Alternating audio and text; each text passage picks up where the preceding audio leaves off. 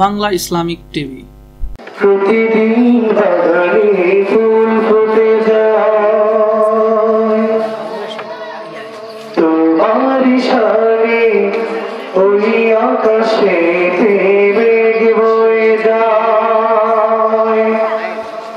তোমার নামে প্রতিদিন বাগানে ফুল ফুটে যায়, তোমার ইশারে ওই আকাশেতে মেঘ বয়ে যায়।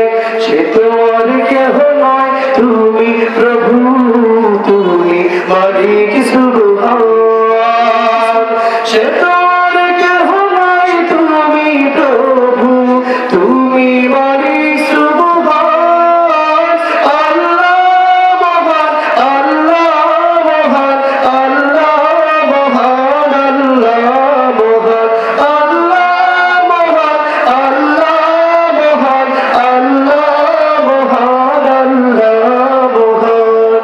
তোমার নামে প্রতিদিন বাগানে ফুল ফুটে যায়, তোমার শানে ওই আকাশেতে মেঘ বয়ে যায়। এই পৃথিবীতে তোমার হুকুমেতে চাঁদ আলো দিয়ে যায়, বোঝায় আমার ইশারাত। জিন ইনসান আরো আছে যতগুল, তোমার ইবাদত সদা সর্বদা মশগুল। এই পৃথিবীতে তোমার হুকুমেতে চাঁদ আলো দিয়ে যায়, বোঝায় আমার ইশারাত। জিন ইনসান আরো আছে যতগুল, তোমার ইবাদত সদা সর্বদা মশগুল। তাই তো মনের মিনার চিরে ভেসে আসে সুমধুর আজান। তাই তো মনের মিনার চিরে ভেসে আসে সুমধুর আজান। আল্লাহ মহান, আল্লাহ মহান, আল্লাহ মহান, আল্লাহ মহান, আল্লাহ মহান, আল্লাহ মহান, আল্লাহ মহান, আল্লাহ মহান। তোমার নামে প্রতিদিন বাগানে ফুল ফুটে যায়, তোমার শানে ওই আকাশেতে মেঘ বয়ে যায়। তোমার নামে প্রতিদিন বাগানে ফুল ফুটে যায়, তোমার শানে ওই আকাশেতে মেঘ বয়ে যায়। সে তোমার কেহ নয়, তুমি প্রভু, তুমি মালিক সুবহান। সে তোমার কেহ নয়, তুমি প্রভু, তুমি মালিক সুবহান। আল্লাহ মহান, আল্লাহ মহান, আল্লাহ মহান, আল্লাহ মহান, আল্লাহ মহান, আল্লাহ মহান, আল্লাহ মহান, আল্লাহ মহান। ঝানা মেলে উড়ে যায় আকাশেতে কত পাখি, কি যেন বলে যায় সর্বদা আমি দেখি। ভোরের রবি যেন এক নতুন কবি, সে তোমার কেহ নয়, তোমার নামেতে সবই। তাই তো মনের মিনার চিরে ভেসে আসে সুমধুর আজান। তাই তো মনের মিনার চিরে ভেসে আসে সুমধুর আজান।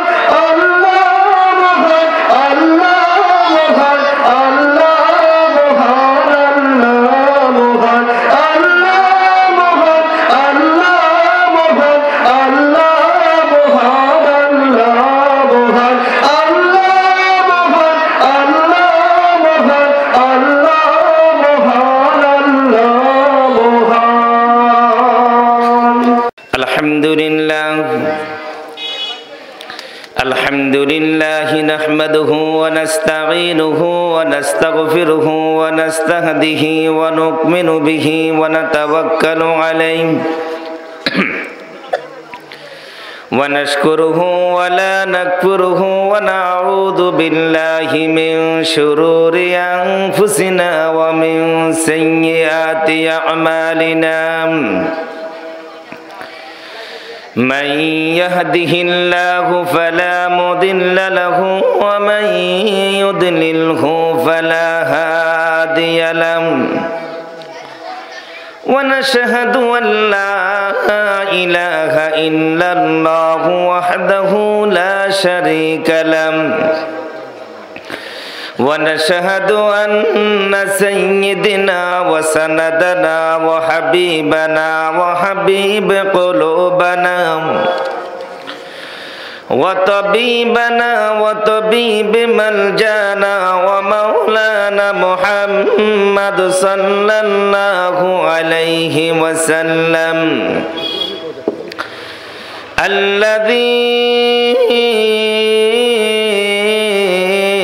أرسله بالحق بشيرا ونذيرا وداعيا إلى الله بإذنه وسراجا منيرا أما بعد فقد قال الله تعالى في كلامه المجيد والفرقانه الحميد فأعوذ بالله من الشيطان الرجيم بسم الله الرحمن الرحيم والتين والزيتون وطور سينين وهذا البلد الأمين لقد خلقنا الإنسان في أحسن تقويم ثم رددناه أسفل سافلين إلا الذين آمنوا وعملوا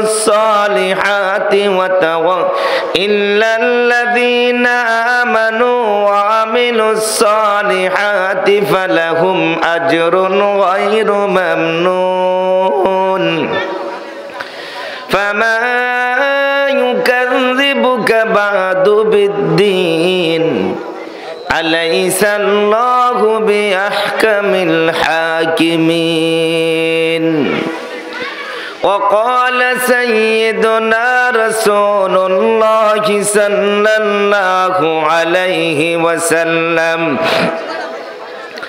قال الدنيا دار من لا دار له ومال من لا مال له ولها يسمع من لا عقل له رواه البخاري صدق الله العظيم وصدق على رسوله النبي الكريم এই দুনিয়ার খনি সম্পদ কে করেছে দান কে মাটির দেহে যতন করে কে দিয়েছে প্রাণ কে সে যে তোমার আমার মোহন প্রভু আল্লাহ মেহেরবান সুবহানাল্লাহ বাবুরপাড়া হাবিজিয়া নুরানি মাদ্রাসা ও এতিমখানা কমপ্লেক্স কর্তৃক আয়োজিত একদিন ব্যাপী ঐতিহাসিক এই ওয়াজ ও দোয়ার মাহফিলের আজকের সম্মানিত সভাপতি জনাব মোহাম্মদ আবুল কালাম শামসুদ্দিন মিয়াজি সাহেব থেকে শুরু করে বিশেষ সকল অতিথিবৃন্দ, আজকের এই মাহফিলের সম্মানিত প্রধান অতিথি, এই প্রতিষ্ঠানের সম্মানিত স্থপতি জনাব মোহাম্মদ ইকবাল হাবিব আদিল সাহেব থেকে শুরু করে আরও স্থানীয় সকল অতিথিবৃন্দ, আজকের এই মাহফিলের সম্মানিত প্রধান মেহমান, সারা বাংলাদেশের একজন আলোড়ন সৃষ্টিকারী জ্ঞান গর্ব আলোচক আমার একান্তই শ্রদ্ধাভাজন ব্যক্তি, বাংলার এক সিংহ পুরুষ জনাব আলহাজ হজরত মাওলানা ডক্টর মুফতি আবুল কালাম আজাদ বাসার ভাই বিলুর সময় ডাকি বাসার সাহেব, আজকের এই মাহফিলের আরো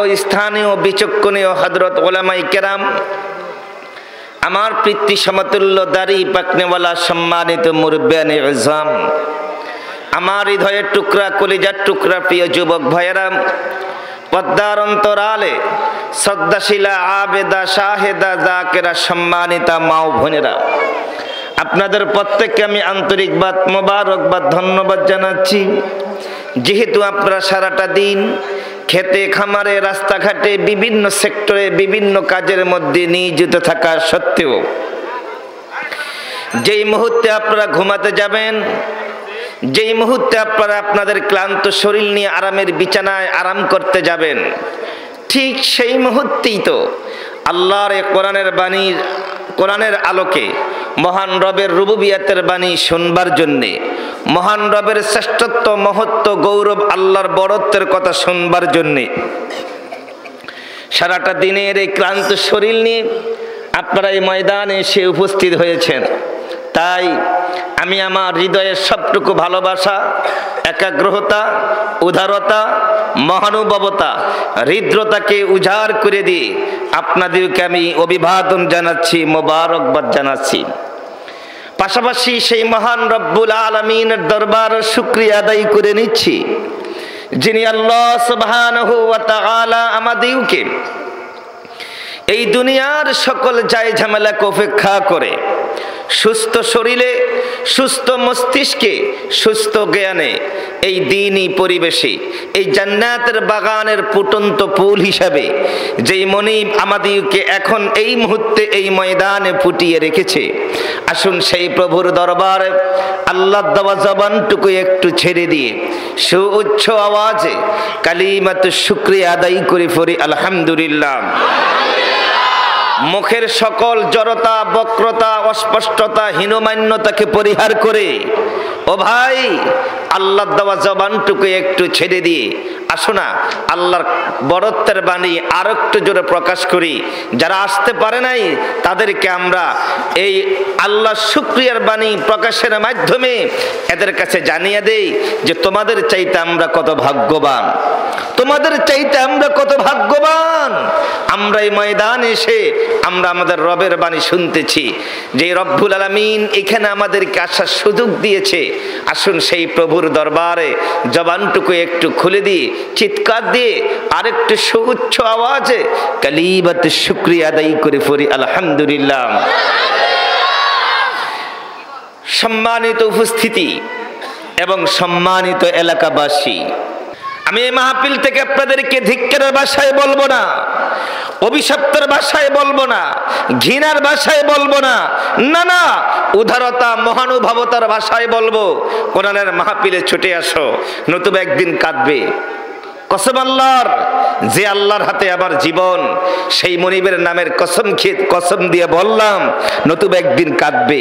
কাঁদতে কাঁদতে চোখ থেকে সবগুলো পানি বের করবে, সেদিন পানির বদৌলতে রক্ত পর্যন্ত বের করবে। হাই হাই, রক্ত বের হতে হতে এই চোখ দিয়ে এই জায়গা দিয়া নহর মানে নদীর মতো সৃষ্টি হবে। নদী মানে কি আপনারা বলতেছেন? মানুষের চোখ দেওয়া নদী পড়বে কিভাবে? আচ্ছা জগৎ মনে হয় নদী হবে কিভাবে? শুনে রাখো, সাহাবীরা প্রশ্ন করলে, নবী হে, জাহান্নামী মানুষগুলোর বডি কনস্ট্রাকশন কেমন হবে, কেমন? এই ভাই মনোযোগ দিয়ে শুনুন, সাহাবীরা রাসূলকে প্রশ্ন করেছিল। কি প্রশ্ন করেছিল? জাহান্নামী মানুষের বডি কনস্ট্রাকশন কেমন হবে, বডিটা কেমন হবে? রাসূল সাল্লাল্লাহু আলাইহি ওয়াসাল্লাম বলেছে, এই সাহাবীরা তাহলে শোনো, আমার এই মদিনা আর আমার জন্মভূমি মক্কা, আমার এই মদিনা আমার জন্মভূমি মক্কার দূরত্ব যতটুকু, জাহান্নামী মানুষের সিনাটা হবে ততটুকু। আল্লাহু আকবার বলো। জাহান্নামটা যত বড় তার খোরাকটা হবে তত বড়। রুটা কিন্তু এটাই হবে। কথা বুঝছেন? রু কি হবে? আরে মুসলমান কথা উত্তর দিয়েন। রু কিন্তু এটাই হবে। এই যখন যে চিন্তাধারা, টেন্ডেন্সি, ফিলিংস, মন মানসিকতা নিয়ে তোমরা জমিনে হাঁটতেছ, এটাই কিন্তু সেই বডির মধ্যে পাবে। কিন্তু বডি কিন্তু এই ছোট্ট একটা থাকবে না। এই ছোট্ট বডি জাহান্নামে দিলে জাহান্নামের ইজ্জত থাকবে না, জাহান্নামের একটা সম্মান আছে, জাহান্নামের সম্মান থাকবে না। আমার মতো আপনার মতো ছোট্ট একটা বডি সেখানে পালাইলে আল্লাহ কয় জাহান্নামের খোরাক। এই দুনিয়ার মানুষটা কত বড় হবে জানো? শুধুমাত্র তার এই ঘাটটা, মক্কা থেকে মদিনার দূরত্ব যতটুকু, এই সিনাটা হবে তার ততটুকু। উঁচু কতটুকু হবে তার বৃত্তান্ত ইমাম থানবী রহমতুল্লাহ আলাইহির বই থেকে পড়ে নিয়ে যাবেন। কেন, কি জন্য কথাটুকু বলছিলাম? হ্যাঁ, ওই দিন আসার আগে এই কাঁদো, ভয় করো আল্লাহকে। যেই দিন কাঁদতে কাঁদতে চোখ থেকে সবগুলো পানি পালাবে, রক্ত বের হবে, রক্ত পড়তে পড়তে এই চোখের এই নালিদার নহর ছোটখাটো নদী হবে। নদী, এই মতলবে নদী আছে না, বড়ি থেকে রক্ত পুষ বের হতে হতে কাঁদতে কাঁদতে এই চোখের নালি দিয়ে এই জাতীয় নদী হবে। নদী, নদীর এরকম স্রোত যাবে তোমার এই চোখের নালি দিয়া। আর কি করবে জানো বাবা? জানো ও ভাই, আর জানো কি করবে? তাহলে শুনো কোরআন থেকে। মানুষ সেদিন পাপিষ্টরা কি করবে তাহলে কোরআন থেকে বলি। আল্লাহ রাব্বুল আলামিন বলছেন, وَيَوْمَ يَوَدُّ الظَّالِمُ عَلَى يَدَيْهِ,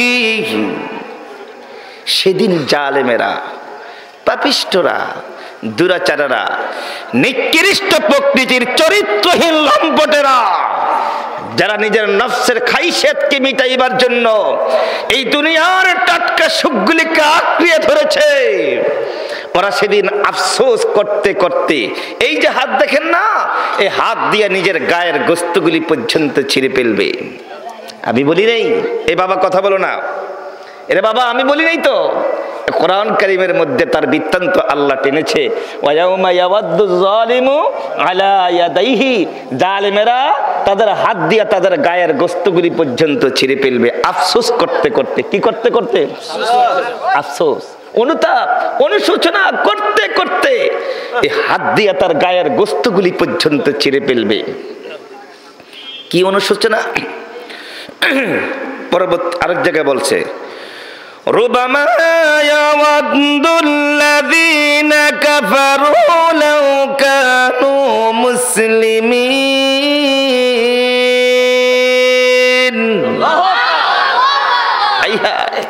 আজকের এই দিনে, এই মুহূর্তে যদি আমরা মুসলমান হয়ে আল্লাহর একত্ববাদ কাতারকৃত ব্যক্তিদের অন্তর্ভুক্ত হতাম, দাঁড়াইতে পারতাম, কতই না ভালো হতো।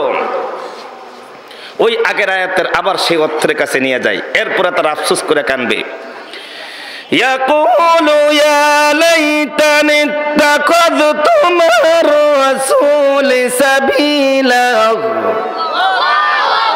হায় হায়, যদি নবী রাসূল এবং উলামায়ে কেরামদের কথা শুনতাম, এ কোরআনের কথা যদি শুনতাম, তাহলে আমার জন্য কতই ভালো হতো। এই বিভীষিকাময় কঠিন আযাবের সম্মুখীন হতাম না। এই জাতীয় কথা বলে বলে কাঁদবে। কোন দিন? হাসরের ময়দানে। জবাব দেন, কোন দিন? হাসরের ময়দানে কাঁদবে। আর কি বলবে জানো? এর পরবর্তী আয়াত একটু মনোযোগ দিয়ে শুনেন।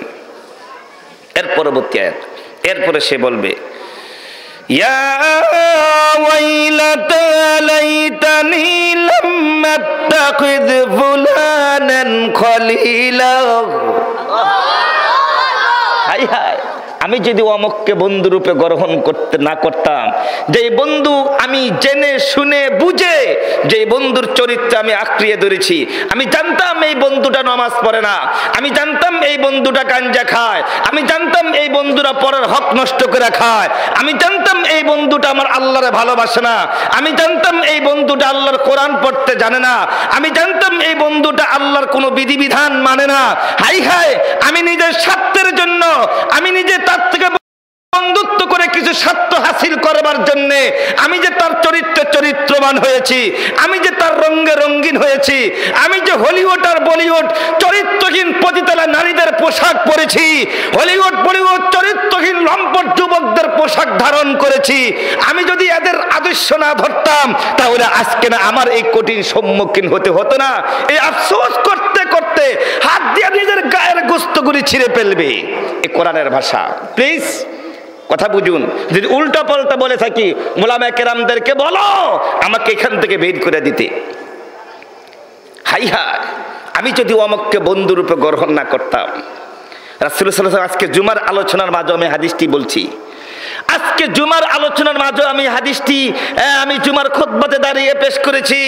হে মানুষ, আমার রাসূলের এই একটা হাদিস যদি তোমরা জীবনে অনুসরণ করতা, ছোট্ট একটা হাদিস, তাহলে পথে ঘাটে অলিতে গলিতে রাষ্ট্রে সর্বত্র দুনিয়ার কোনো মানুষ হোঁচট খেত না, বিপদে পড়তো না, কি বলতে প্রতারণার শিকার হতো না, মানে নিজেরা কখনো প্রতারণার শিকার হতো না, এক কথা ক্ষতিগ্রস্ত হতো না। যদি নবীজির এই একটা হাদিস মানতো, একটা হাদিস জীবনের জন্য মানতো, বলবো হাদিসটা, এই একটা ছোট্ট হাদিস যদি মানতেন জীবনে, এই জীবনে যদি এই ছোট্ট একটা হাদিস নবীর মানতেন, জীবনে কোনোদিন ও যুবকেরা কারো হাতে কখনো প্রতারণার শিকার হতে না। হাদিসটি বলবো, নবী বলছেন وقال سيدنا رسول الله صلى الله عليه وسلم من أحب لله وأبغض لله وأعطى لله ومنع لله فقد استكمل الإيمان। আমার রাসূল বলেছে সাহাবীরা রে, কাউকে ভালোবাসবে আল্লাহ সন্তুষ্টির জন্য, কাউকে ভালোবাসবে, আবার কাউকে ভালোবাসা থেকে বিরত চলে আসবে আল্লাহ সন্তুষ্টির জন্যই তার বন্ধুত্বের সাথে সম্পর্ক বিচ্ছিন্ন করে দিবে। এই তুমি আমার ততদিন বন্ধু থাকবে যতদিন পর্যন্ত তুমি আমার আল্লাহর ভালোবাসো, আমার রাসূলকে ভালোবাসো, ততদিন পর্যন্ত তোমার সাথে আমার সম্পর্ক থাকবে।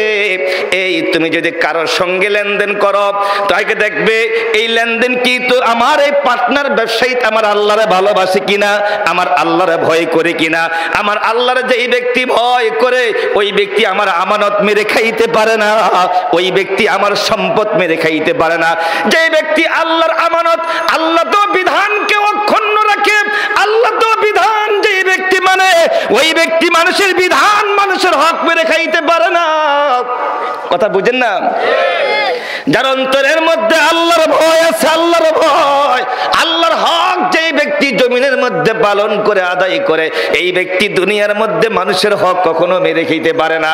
বলতে চাচ্ছিলাম লেনদেন করবা আল্লাহ সন্তুষ্টির জন্য করবা, লেনদেন থেকে ফিরে আসবা আল্লাহ সন্তুষ্টির জন্য ফিরে আসবা। কাউকে বিয়ে করবা আল্লাহ সন্তুষ্টির জন্য, কাউকে বিয়ে করবা, কাউকে কোনো মেয়েকে জীবন কনজুগাল লাইফ থেকে ছাড় দিবা, তালাক দিবা, বর্জন করবা, তার থেকে সম্পর্ক বিচ্ছিন্ন করবা, আল্লাহ সন্তুষ্টির জন্য করবা। ওই স্ত্রী তুমি যত সুন্দর হও না কেন, তুমি যত রূপসী হও না কেন, তুমি যত সম্পদশালী হও না কেন, মনে রাখো তোমার সঙ্গে আমার সম্পর্ক ততদিন যতদিন তোমার সঙ্গে আবার রবের সম্পর্ক থাকবে, যতদিন। সুবহানাল্লাহ, ঠিক কিনা বলেন, ঠিক কিনা বলেন?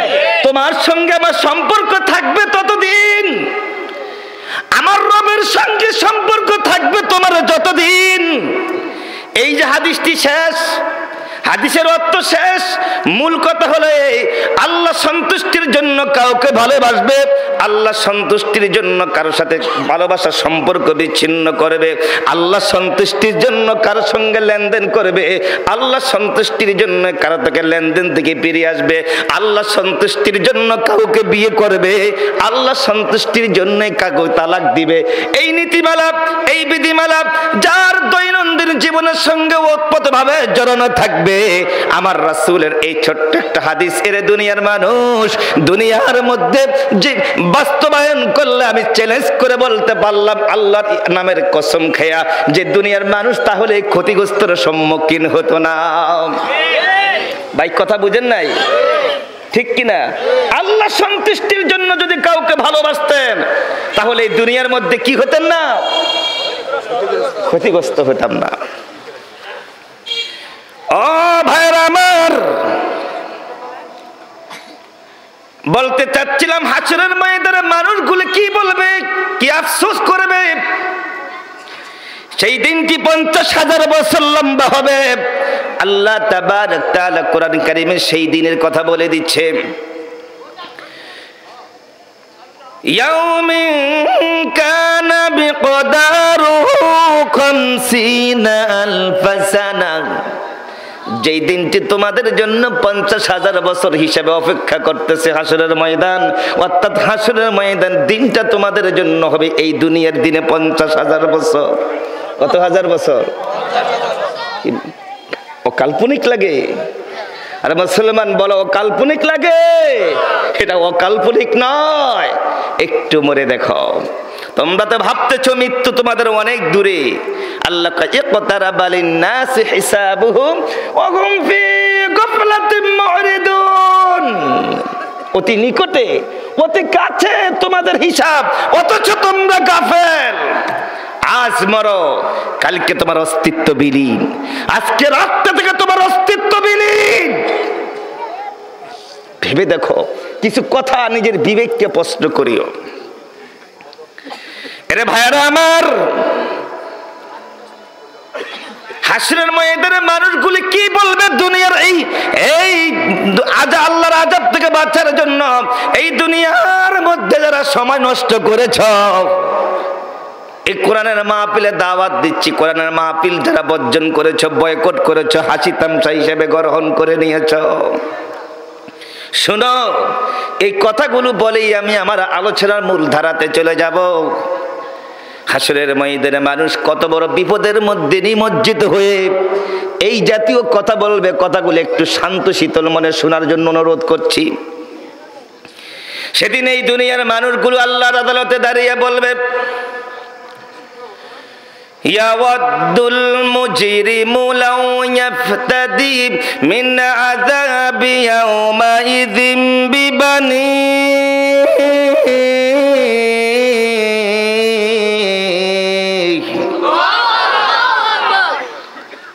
শুনবেন না? একটু শুনলে মনোযোগ দিয়ে শুনতে হবে, খুব আল্লাহ দেওয়া আক্কেল্লা দিয়ে কথা শুনবেন। ইয়াওয়াদ্দুল মুজরিমু লাউ ইয়াফতাদি মিন আযাবি ইয়াওমাইযিন বিবানি, হে মানুষ, হাসরের ময়দানে কত বড় বিপদের সম্মুখীন হলে পরে নাকি এই দুনিয়ার মানুষগুলো কি বলবে, সেই বলাকৃত কথাগুলো আল্লাহ কোরআন কারীমের মধ্যে উঠিয়ে দিয়েছে এই জ্যান্ত মানুষগুলিকে জানিয়ে দিবার জন্যে। অর্থ এখনো বলি নাই, মানুষ কি বলবে সেই বলার কথাগুলো আল্লাহ কোথায় উঠাইছে? কোন সূরায়? সূরাতুল মাআরিজ। জবাব দেন, কোন সূরা? দেখেন ভাই, একটু বিবেকের, মানুষ কত বড় বিপদের মধ্যে পড়লে পরে নাকি এমন কথা বলবে, সেই কথাটাকে একটু শুনবেন। মানুষ বলবে, ইয়াওয়াদ্দুল মুজরিমু লাউ ইয়াফতাদি মিন আযাবি ইয়াওমাইযিন বিবানি, হে আল্লাহ, মুক্তিপণ হিসাবে, মুক্তিপণ বুঝেন না, এটার বিনিময় এইটা। সবাই তো শিক্ষিত লোক, মুক্তিপণ বুঝেন তো, এটার বিনিময় এইটা। হে আল্লাহ, মুক্তিপণ হিসাবে, বিনিময় হিসাবে আমার কলিজার টুকরা সন্তানগুলিকে জাহান্নামে নাও, বিনিময় তুমি আমার একটু বাঁচাও। আল্লাহু আকবার বলো।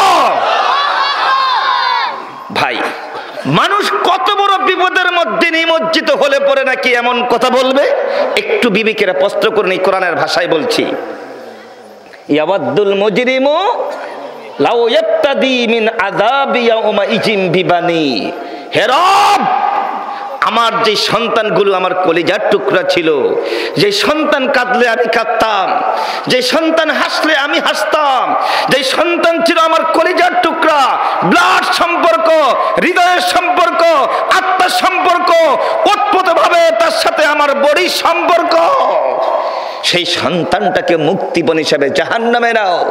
একটা মানুষ শুধু আমার একটু, এই ফ্যামিলির সদস্য আমার একটু বাঁচাও। এর পরবর্তী আয়াত কি শুনবেন না? এর পরবর্তী আয়াত, এই আয়াতের পরবর্তী আয়াত, ওয়া সাহিবাতিহি ওয়া আখিহি,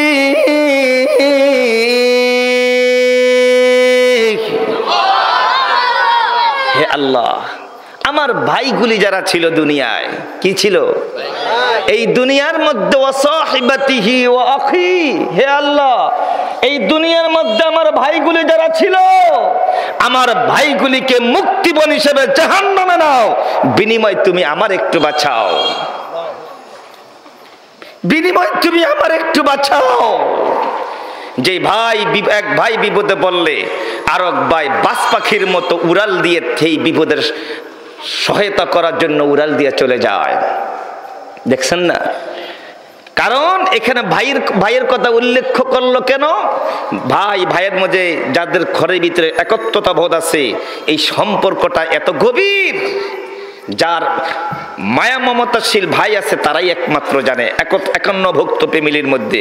কারণ কেন মমতা বেশি? কারণ আপনার বাবাও আপনাকে এতটা সময় দিতে পারে না। ভাইকে যতটা সময় দিয়েছে শোয়ার ঘরে, খেলার ঘরে, পড়ার টেবিলের ঘরে, আনন্দ করার সময়, রাস্তার ঘোরার সময়, বাজারে যাওয়ার সময়, খেলার মাঠে, কোনো জায়গায় ভাইয়ের মতো এত সময় দিতে পারে না।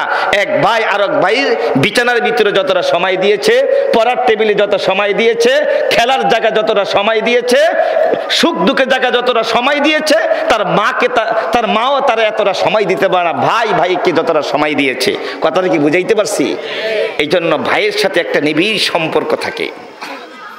এই কথাটাই তো আল্লাহ এখানে বলছে, ওয়াসাহিবাতিহি ওয়া আখি, হে আল্লাহ যেই ভাইটা আমার এত আপনজন ছিল, আমার ভাইটাকেও মুক্তিপণ হিসাবে জাহান্নামে নিয়ে যাও, বিনিময় তুমি আমার একটু বাঁচাও। বিনিময় কি? এরপর আয়াত কি? ওয়া ফাসিলাতিহিল্লাতী তু'বিহি, হে আল্লাহ আমার আশ্রয়দাতা আত্মীয় স্বজন জ্ঞাতি গুতি যারা ছিল, আমার নিকটতম পাড়ার প্রতিবেশী যারা ছিল, আমার আত্মীয়র বন্ধন কি তো আমার দুনিয়ার মধ্যে যারা ছিল, এই পাড়ার প্রতিবেশী থেকে শুরু করে আত্মীয় স্বজন থেকে শুরু করে সবাইকে তুমি জাহান্নামে নাও, একটা মানুষ শুধু আমার একটু বাঁচাও। এই পাগলের কথা না বলেন? এই পাগলের কথা না? মানুষ কি বলবে, মানে পাগল হয়ে যাবে। ওই যে বলছে না, অমাহুম সুকারা, হ্যাঁ, ওয়ালাকিন্না আযাবাল্লাহি শাদীদ। আল্লাহু আকবার বলেন। শায়েখকে আল্লাহ হায়াতে তয়্যিবা দান করুক। মানুষ কেমন পাগলের মতো কথা বলবে, কি বলবে? হে আল্লাহ আমার নিকটতম পাড়ার প্রতিবেশী আত্মীয় স্বজন যারা ছিল, এদেরকে তুমি জাহান্নামে নাও, শুধু আমার একটু বাঁচাও। আমারে কি? আমার একটু বাঁচাও। এরপর আয়াত শুনেন, এরপর আয়াত, ওয়ামান ফিল আরদি জামিআন সুম্মা ইউনজি,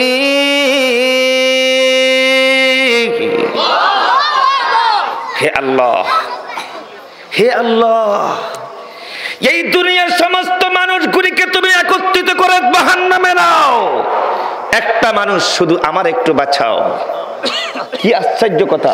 ওমান ফিল আরদি জামিআন সুম্মা ইউনজি, হে রব এই পৃথিবীর সমস্ত মানুষগুলিকে জাহান্নামে নিয়ে যাও, একটা মানুষ অনলি ফর ওয়ান ম্যান, শুধু আমাকে একটু তুমি বাঁচাও।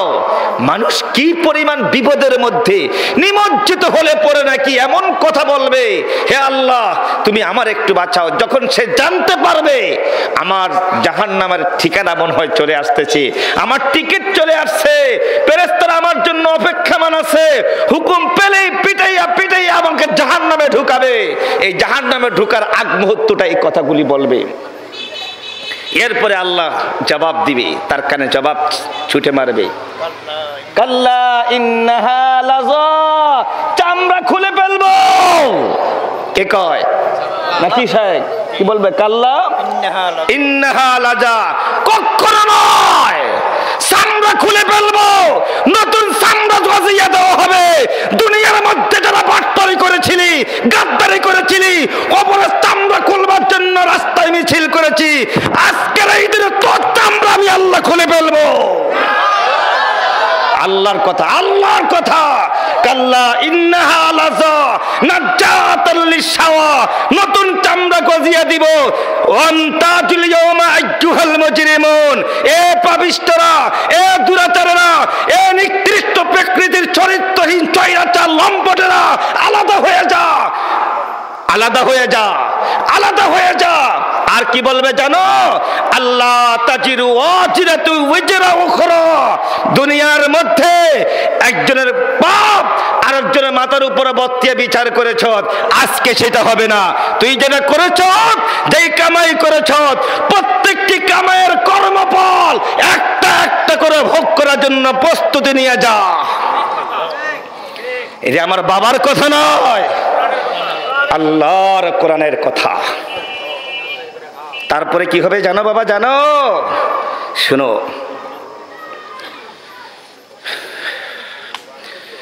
ইয়াউমা তুকাল্লাবু ওজুহুহুম ফিন্নার,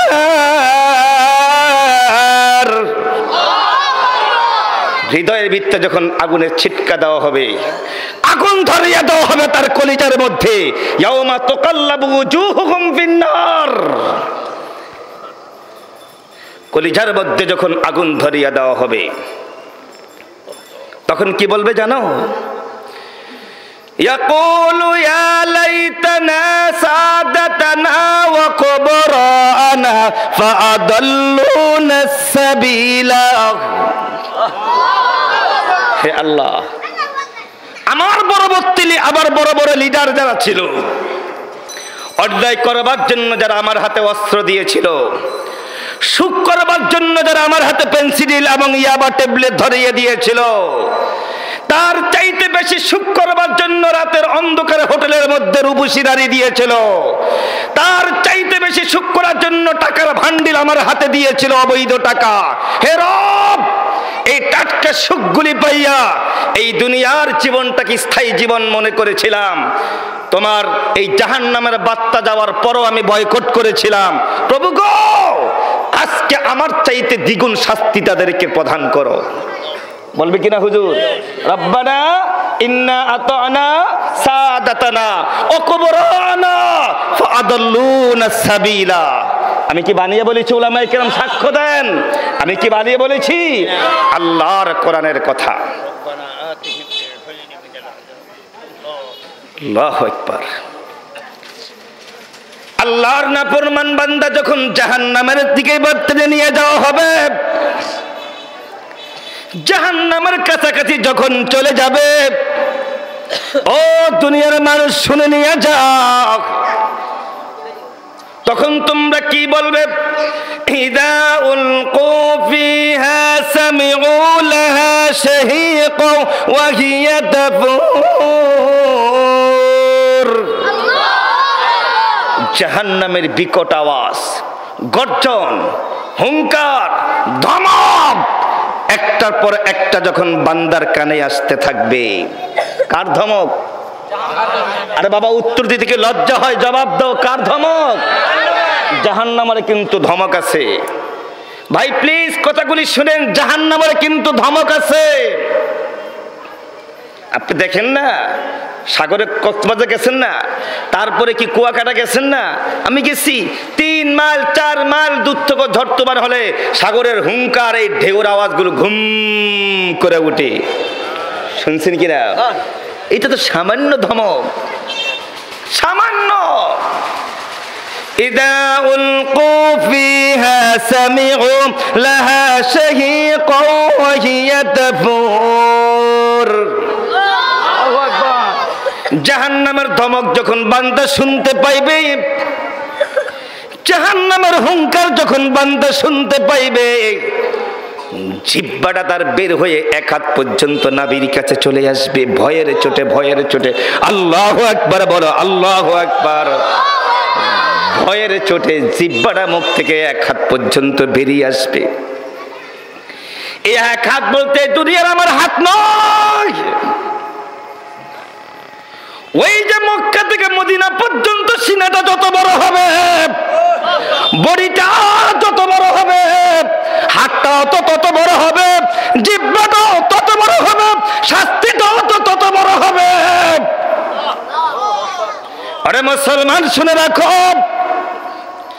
জাহান্নামের দ্বার রক্ষীরা এবার ধমক শুরু করবে। কি আয়াত? إذا ألقوا فيها سمعوا لها شهيقا وهي تفور تكاد تميز من الغيظ كلما ألقي فيها فوج سألهم خزنتها ألم يأتكم نذير। এরে আল্লাহর নাফরমান বান্দা, কেন জাহান্নামের মধ্যে আসলি? তোর কানে কি কোরআনের বার্তা যায় নাই? তোর কানে কি হাদিসের বার্তা যায় নাই? তোর কানে কি জাহান্নামের আযাবের বার্তা যায় নাই? কেন রে নাফরমান বান্দা জাহান্নামে আসলি বল? আলাম ইয়াতিকুম নাযির, তোর কানে কি এগুলি যায় নাই? পরকালের এই জবাবদিহিতার কথা কি তোর কানে যায় নাই? বান্দা তখন বলবে ক্বালু বালা, হ্যাঁ অবশ্যই গিয়েছিল। ক্বালু বালা, হ্যাঁ অবশ্যই গিয়েছিল।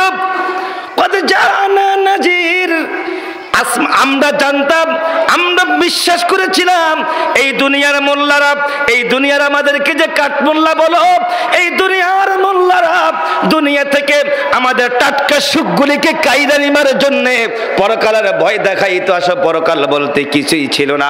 কদ জানা নাযির, আমরা আসমান থেকে কিছু নাজিল করে নাই। তখন সে বলবে ফাকাযযাবনা, মিথ্যা জেনেছিলাম। ওয়াকুলনা মা নাযালাল্লাহু মিন শাইইন, আল্লাহ আসমান থেকে কিছুই নাজিল করে নাই। কি বলবে? ফাকাযযাবনা, মিথ্যা জেনেছিলাম। শায়েখ বলে দেন ফাকাযযাবনা, ফাকাযযাবনা, আমরা কি জেনেছিলাম? মিথ্যা জেনেছিলাম। ওয়াকুলনা মা নাযালাল্লাহু মিন শাইইন, আল্লাহ আসমান থেকে কিছুই নাজিল করে নাই। এই দুনিয়ার হুজুর মোল্লারা আমার কাছ থেকে দুনিয়ার টাটকা সুখগুলিকে কায়দা নিবার জন্য এই পরকালের ভয় দেখাইতো। ইন আনতুম ইল্লা ফি দালালিন কাবীর, আমাদেরকে পথভ্রষ্ট করার জন্য এরা কয় দুনিয়ার মধ্যে আমাদেরকে পথভ্রষ্ট করার জন্য জাহান্নামের ভয় দেখাইতো। আসলে জাহান্নামটা বলতে কিছুই ছিল না, আমরা এমনটাই দুনিয়াতে বলেছিলাম। এরপরে আক্ষেপ করে বলবে وقالوا لو كنا نسمع أو نعقل ما كنا في أصحاب الصغير, যদি আকল খাটাইতাম, বিবেক খাটাইতাম, আল্লাহর দেওয়া জ্ঞান বুদ্ধি দিয়ে যদি কোরআনের কথা শুনতাম, তাহলে আমাদের এই কঠিন বিপদের সম্মুখীন হতে হতো না। মুসলমান ভাইয়ারা আমার, কথার অপর নাম লতা। কথার অপর নাম কি? লতা। কেন? একদিক থেকে বীজ বপন করলে লতা যেরকম চতুর্দিকে ছড়িয়ে যায়, কথার একটু উৎপত্তি হলে চতুর্দিকে ছড়িয়ে যায়। এ কোরআন হাতে সামনে, আমি কিন্তু এটি কিন্তু আমার আলোচনার বিষয়বস্তু না, সাবজেক্ট না। আমি সাবজেক্ট ভিত্তিক আলোচনা করা অভ্যস্ত।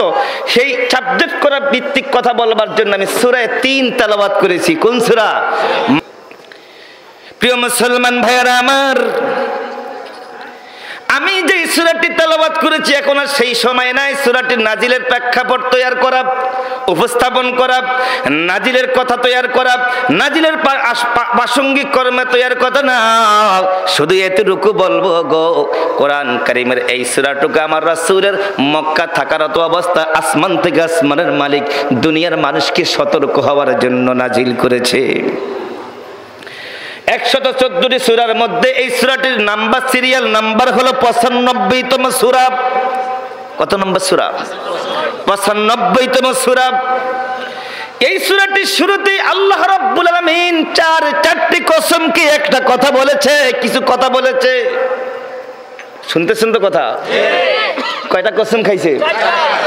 কে খাইছে? কি খাইছে? কসমের গুরুত্ব কি, শান কি, এত কিছু বলার দরকার? মুসলমান ভাইয়ারা আমার, এই দুনিয়ার মানুষ কসম খায়, আল্লাহ কিন্তু কসম খায়। কি বলছি বলেন? এই দুনিয়ার মানুষ কসম খায়, আপনার আমার মালিক আসমান ও আসমানের মালিকও কসম খায়। দুনিয়ার মানুষই বা কি কসম খায়, আল্লাহই বা কি কসম খায়। ফাইনাল কথা হলো, এই কথা বাড়াবো না বিদায় শর্ট করলাম। আল্লাহ এমন বস্তুর কসম খায় যেই বস্তুর দাবিদার আল্লাহ ছাড়া আল্লাহর জমিনের মধ্যে আসমানের জমিনে কেউ মালিক নাই, এমন বস্তুর কসম খায়। বুঝাইতে পারছি কি বলছি? জি, আল্লাহ এমন বস্তুর কসম খায় যেই বস্তুটার দাবিদার একমাত্র আল্লাহ ছাড়া আর কেউ নাই, আল্লাহ এমনটার কসম খায়। কথা কি শুনতেছেন? এক্সাম্পল কি, মেসাল কি, উদাহরণ কি, নমুনা কি, বাস্তবতা কি? যেমন আল্লাহ পাক কোরআন কারীমের মধ্যে আসমানের কসম খেয়ে দিয়েছেন, আজ পর্যন্ত পৃথিবীর কোন রাজা বাচ্চা ইতিহাসের কোন পাতা নাই যে বলতে পারে আমি আসমানের মালিক। আল্লাহ কোরআন কারীমের মধ্যে চাঁদ সূর্যের কসম খাইছে, আজ পর্যন্ত এই পৃথিবীর মধ্যে চাঁদ সূর্যের মালিক বলতে কেউ দাবি নাই। আছে? ওয়াশ-শামসি ওয়া দুহাহা ওয়াল কমারি ইযা তালাহা ওয়ান নাহারি ইযা জাল্লাহা। আমি সামনের দিকে যাব না। আল্লাহ কোরআন কারীমের মধ্যে তারকা পুঞ্জ, নক্ষত্র, নিহারিকা, সৌরজগতের ম্যানহোল, বুধ গ্রহ, সূর্য, তারপরে কি বুধ গ্রহ, নিহারি, ম্যানহোল, কত কিছু নাম আবিষ্কার করা হয়েছে। এক কথায় তারকা পুঞ্জ। আল্লাহ রাব্বুল আলামিন আসমানের ওই তারকা পুঞ্জের কসম খাইছে, আজও পর্যন্ত পৃথিবীর মধ্যে তারকাগুলির মালিক বলতে কেউ দাবিদার হতে পারে নাই। আল্লাহ রাব্বুল আলামিন কোরআন কারীমের মধ্যে রাত দিনের কসম খাইছে, ওয়াল-লাইলি ইযা ইয়াগশা ওয়ান-নাহারি ইযা তাজাল্লা।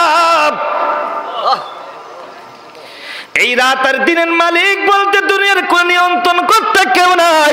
যিনি রাত দিনের মালিক, চিৎকার মেরে বলে তিনি কে? আল্লাহ রাব্বুল আলামিন এই কোরআন কারীমের মধ্যে এই জমিনের কসম খাইছে, আজ পর্যন্ত সৃষ্টি জগতের মধ্যে জমিন বানাইছে মূল কোন মালিক, রাজা বাদশা নাই। আছে বলেন? আমি জমিন বানাইছি এমন একজন রাজ বাদশা পৃথিবীর মধ্যে কেউ খুঁজে পায় নাই। আল্লাহ রাব্বুল আলামিন কোরআন কারীমের মধ্যে এই পাহাড়ের কসম খাইছে, জিবাল পাহাড়ের কসম খাইছে। আজ পর্যন্ত পাহাড়ের মালিক বলে কেউ দাবিদার নাই যে আমি সম্রাট, আমি বাদশা, আমি মুঘল সম্রাট, আমি ইংরেজ দেশের সম্রাট, আমি আমেরিকার সম্রাট, আমি এই পৃথিবীর মধ্যে বড় বড় পাহাড় বানাইছি।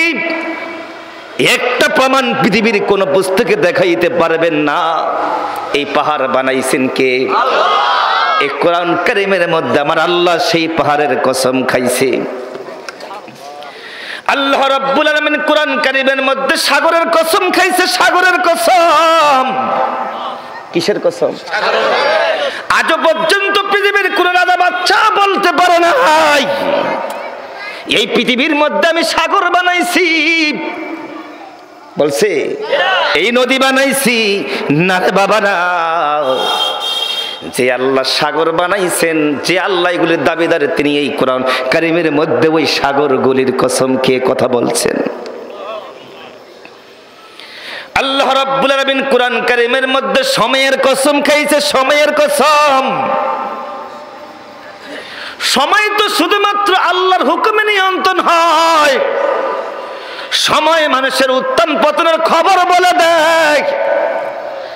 আর বাড়াইতে চাই না। চূড়ান্ত কথা হলো এই কথা, চূড়ান্ত কথা হলো এই কথা, আল্লাহ এমন বস্তুর কসম খায় যেই বস্তুর দাবিদার কেবলমাত্র একমাত্র শুধুমাত্র আমার আল্লাহ ছাড়া আর কারো দাবি নাই।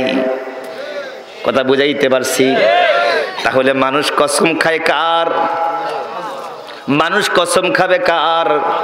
ওরে দুনিয়ার মানুষ যদি কোনো কথা বলতে যে, মানুষের কাছে বিশ্বাস অর্জন করতে যে, প্রতিজ্ঞা পণ করতে যে যদি কোনো কসমের প্রয়োজন হয়, তাহলে কসম খাবে কার? তাহলে আমার দেশের কিছু সংখ্যক অজ্ঞ মূর্খ বব্বর প্রকৃতির মানুষেরা কসম খায় খাজা বাবার, পীর বাবার, মসজিদের কসম খায়, মন্দিরের কসম খায়, মক্কার কসম খায়, মদিনার কসম খায়, কোরআনের কসম খায়, মার কসম খায়, কবরের কসম খায়, বিদ্যার কসম খায়, বাচ্চার কসম খায়, মরা খাটের কসম খায়, দাদা দাদির কসম খায়, নানা নানির কসম খায়। হায় রে বাবা, কত বস্তুর কসম খায়। জনে নিয়ে যা ও দুনিয়ার মানুষ, শুনে নিয়ে যা। একমাত্র মানুষ যদি কোনো কথা বলতেই হয়, আমি আল্লাহর কসম, আমার রহমানের কসম, আমার রবের কসম, এগুলি বলা যাবে। আর নচেত দুনিয়ার কোনো বস্তুর কসম কাটা যাবে না। কসম কেটে যদি কোনো কথা বলতেই হয়, ডাইরেক্টলি আল্লাহর কসম কাটবে। কোনো বস্তুর কসম খাওয়া মুসলমানদের জন্য হারাম। বুঝাইতে পারছি? মক্কার কসম খাওয়া হারাম, মদিনার কসম খাওয়া হারাম, কোরআনের কসম খাওয়া হারাম, মসজিদের কসম খাওয়া হারাম, পীরের কসম খাওয়া হারাম, দরগার কসম খাওয়া হারাম, মা বাবার কসম খাওয়া হারাম, সন্তানের কসম খাওয়া হারাম, মুরব্বীর কসম খাওয়া হারাম, কবরের কসম খাওয়া হারাম, বাচ্চার কসম খাওয়া হারাম। এক কথায় আল্লাহ ছাড়া সকল কিছুর কসম খাওয়া হারাম। কসম কেটে হলে মানুষের জন্য কসম খাইতে হবে আল্লাহ। হে আল্লাহ, আমি তোমার নামের কসম খেয়ে বলছি, আমি এখানে যাব না, আমি এটা করব না, আমি এটা করব। রহমান এইভাবে বলা যায়, কিন্তু আর কোন বস্তুর কসম খাওয়া কি বলেন? হারাম। সূরা ৩ আমি আপনাদের সামনে তেলাওয়াত করেছি, সূরা ৩। এই সূরা ৩ এর মধ্যে আল্লাহ রাব্বুল আলামিন চারটি কসমকে দুনিয়ার মানুষকে কি কয়, সেই কওয়ার আর বলার কথাগুলো আজকে আমরা শুনবো। শুনতে রাজি আছেন? মাশাআল্লাহ, আল্লাহ আপনাদেরকে শোনার মতো সেই টেন্ডেন্সি দান করুক বলি আমি। আমার রব সূরা ৩ এর মধ্যে বলতেছেন, তিনের কসম। কিসের কসম? জবাব দেন, কিসের কসম? আল্লাহ রাব্বুল আলামিন কোরআন কারীমের মধ্যে তিনের কসম খেয়েছে। তিন কি রে বাবা? তিন কি? তাফসীরের মধ্যে আসছে তিন হতে পারে জাইতুন কালিয়া জিরা হতে পারে, অথবা এই তিল ফল যেই মাটিতে উৎপাদন হয় ওই মাটিটার কসম হতে পারে, অথবা সিরিয়া এমন একটা বরকতপূর্ণ জায়গার নাম আছে যে 3 জায়গা সেই মাটিটার কসম হতে পারে। এটা নিয়ে যথেষ্ট মতভেদ আছে। জাইতুন একটা ফলের নাম, বৃক্ষের নাম। এই ফলটার কসম, অথবা এই ফলটা যেই মাটিতে উৎপাদন হয় ওই মাটিটার কসম। তিন এবং জাইতুন নিয়ে যথেষ্ট আবারও বলে মতানৈক্য আছে, মতবাদ আছে। কেউ বলছে ফলের কসম, কেউ বলছে না এই ফলটা যেই মাটিতে উৎপাদন হয় ওই মাটির কসম। অথচ কোন মুফাসসির কিরাম বলতেছে না, তিন এবং জাইতুন এমন একটা বরকতপূর্ণ জায়গার নাম যেখানে বাইতুল মুকাদ্দাস থেকে আল্লাহ নবী পাঠাইছে, রাসূল পাঠাইছে। নবীদের ওই পবিত্র জন্মভূমিটার কসম আল্লাহ কেটেছে। ওই পরবর্তী কসমের সঙ্গে মিসিং করে বলতেছে না, তিন এবং জাইতুন যেই মাটিতে উৎপাদন হয় অথবা যেই মাটিতে তিন এবং জাইতুন ইসলামিক স্পটের মধ্যে নবী পাঠাইছে, ওই নবী পাঠানো ওই পবিত্র ভূমিটার কসম আমার আল্লাহ কেটেছে। আমরা কোরআন কারীমের এই মতানৈক্য সূরাগুলি নিয়ে কথা বলতে চাই না। মূল কথার, মূল আলোচনার মূল পর্বে চলে যাই। তিন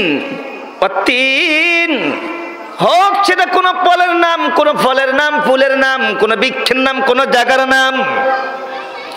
জাইতুন হোক সেটা কোনো একটা মাটি নামক বস্তুর নাম, সেটাও হতে পারে। সেই দিকে আমি যাব না, এখানে আমার শিক্ষার কিছুই নাই। ওয়াতুরে সিনিন, সিনা পর্বতের কসম, এটা নিয়ে কোনো মতবাদ নাই, দ্বিমত নাই। কোন সিনা পর্বত রে ভাই? কোন সিনা পর্বত? ওই যে মূসা নবী যেই পাহাড়টার মধ্যে চড়ে আল্লাহর সঙ্গে কথা বলতো, যেই পাহাড়টার উপর মূসা নবীকে আল্লাহ নবুয়তের টিকিট দিয়েছে, সনদ দিয়েছে, যেই পাহাড়টার মধ্যে তার তাওরাত কিতাব আমার আল্লাহ দিয়েছে, যে পাহাড়টার মধ্যে আমার আল্লাহরে দেখতে যাইয়া ওই পাহাড়টা আল্লাহ জ্বালিয়ে পুড়িয়ে সারকার করে দিয়েছে। যে পাহাড়টার কালো সুরমাগুলো আপনি চোখের মধ্যে বরকতান হিসাবে ব্যবহার করে থাকেন, এমন একটা পাহাড়, যেই পাহাড় আল্লাহ রাব্বুল আলামিন সূরা ৩-এর ৩ নম্বর কসম ওই পাহাড়টার কেটেছেন। এই কসম নিয়ে দুনিয়ার কোনো মুফাসসির কেরামদের মধ্যে দ্বিমত পোষণ নাই। বুঝতে পারছি? এটা কসম নিয়ে কি নাই? দ্বিমত নাই, মতবাদ নাই, মতানৈক্য নাই। আল্লাহ রাব্বুল আলামিন কোরআন কারীমের সূরা ৩-এর মধ্যে ৪ নম্বর কসম কেটেছে, ও হাজাল বালাদিল আমিন। ৪ নম্বর কসম কি? বুঝেন নাই কথা? আল্লাহ কোরআন কারীমের সূরা ৩-এর ৪ নম্বর কসম, হাজাল বালাদিল আমিন, পবিত্র মক্কা নগরীর কসম। এটার একটু ব্যাখ্যা যদি না দেই তাহলে বুঝে আসবে না। 3টা কসম তো এইভাবে ছেড়ে দিলাম, একটার ব্যাখ্যা না হয়ে দিলাম, দিব? 3-এর কসমও ছেড়ে দিলাম ব্যাখ্যা। জাইতুনের মাঝে যে কথা আছে সেগুলো টান দিতে একটা আদম নবীর গাছ পর্যন্ত যাওয়া যায় ইতিহাসে কোরআনের ব্যাখ্যা অনুপাতে। অতুর সিনিন, সিনা পর্বতের ব্যাখ্যা দিলে তুর পাহাড়ের ইতিহাস টানতে হয়। তুর পাহাড়টা কি, পরিচয় কি? অতুর, এই তুর পাহাড় নামে সূরা আছে, অতুর সিনিন। হ্যাঁ, আরো অনেক কথা আছে, সেই দিকে যাইতে হয়। আমি এত কিছু যাওয়া 3টা কসম একেবারে ছেড়ে দিলাম, একটার ব্যাখ্যা দেই। ইব্রাহিম খলিলুল্লাহ আলাইহিস সালাতু ওয়াস সালামের কাছ থেকে নবীদের 2টা শাখা, 2 দিকে ভাগ হয়েছে। কি বলছি বলেন? কার কাছ থেকে? ইব্রাহিম নবীর কাছ থেকে কি ভাগ হয়েছে? নবীদের 2টা শাখা, 2 দিকে ভাগ হয়েছে। খুব ঠান্ডাভাবে কথাগুলি বোঝার চেষ্টা, আশা করি আপনাদের জন্য চমকপ্রদ কিছু কথা। কোরআনের কথা গবেষণা করলে নতুনত্ব কথা শোনা যায়, বের করা যায়, শুনতে মজা পাওয়া যায়। ইব্রাহিম খলিলুল্লাহ আলাইহিস সালাতু ওয়াস সালামের কাছ থেকে নবীদের 2টা শাখা, 2 দিকে ভাগ হয়েছে। ওই যে পিলারটার মধ্যে দেখো না 2টা বাতি 2 দিকে জ্বলতেছে, ঠিক অনুরূপ তদ্রূপ এমন এক পিলারটার মতো একজন পয়গম্বর ইব্রাহিম খলিলুল্লাহ, আর তার কাছ থেকে তো এইরকম নবীদের 2টা বাতি 2 দিকে জ্বলতেছে। এটা খুব দামি একটা কথা, ইতিহাস শোনাবো, ইতিহাস শোনাবো। ও মুসলমান ভাই, আপনার আমার জাতির পিতা ইব্রাহিম খলিলুল্লাহ, সেই ইব্রাহিম খলিলুল্লাহ আলাইহিস সালাতু ওয়াস সালামের কাছ থেকে নবীদের 2টা ডানা, 2 দিকে ভাগ। তিনি বিবাহ করেছেন 2টা। সেই বিবাহের ইতিহাসটা না টাইম নাই। একজন স্ত্রীর নাম ছিল মা সায়রা আলাইহিস সালাতু ওয়াস সালাম, আরেকজন স্ত্রীর নাম ছিল মা হাজেরা আলাইহিস সালাতু ওয়াস সালাম। 80 বছর বয়সে যখন উপনীত হলো, 80 বছর বয়সে যখন উপনীত হলো, আল্লাহর কাছে সন্তান চাইল। রব্বি হাবলি মিনাস সালিহিন, ও মনিব দে, দেরে মনিব দে, একটা সন্তান দে। কি দে? কার কাছে চাইল? নবীরা কার কাছে চায়? আর দুনিয়ার মূর্খ বব্বর কার কাছে চায়? এই মানুষরূপী পাঠাগুলিরা ওর বাবার কাছে সেজদা দিয়ে সন্তান চায়। আমার 2 চোখ দিয়ে আমি এই দৃশ্য দেখেছি।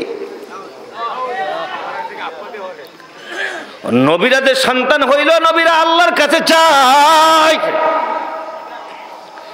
এরে ভাই, ও যুবক ভাই, তোমার চাকরির প্রয়োজন, তোমার কর্মস্থল প্রয়োজন, বিপদের মধ্যে পড়েছ, রাতের আধারে সেজদায় যায় বলো, ও আল্লাহ,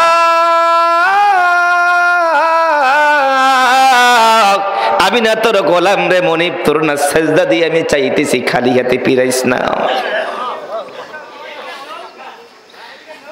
যুবক ভাইয়েরা আমার, শিক্ষিত ভাইয়েরা আমার, জীবনের কোনো কিছু প্রয়োজন চাও, চাও তোমার আল্লাহর কাছে চাও। নবীরা তো আল্লাহর কাছে চায়, হক্কানি উলামায়ে কেরাম, আউলিয়া কেরাম তো আল্লাহর কাছে চায়। মূর্খ মানুষেরা শুধুমাত্র তারা বাবার কাছে চায়। ইব্রাহিম খলিলুল্লাহ আলাইহিস সালাতু ওয়াস সালাম 80 বছর বয়সের সময় আল্লাহর কাছে একটা সন্তান চাইলো, রব্বি হাবিলি মিনাস সালিহিন, প্রভু দে আমার একটা সন্তান তুমি দান করো। এই কথা বলেন না, নবীদের মুখের জবান হচ্ছে মুস্তাজাবুদ দাওয়াত, মুখ দিয়ে বের করতে দেরি হয়, কবুল হতে দেরি হয় না। দেখেন না, আইয়ুব আলাইহিস সালাতু ওয়াস সালাম 18 বছর পর্যন্ত পীড়ায় আক্রান্ত ছিল, অসুস্থ আক্রান্ত ছিল, কিছু বলে নাই।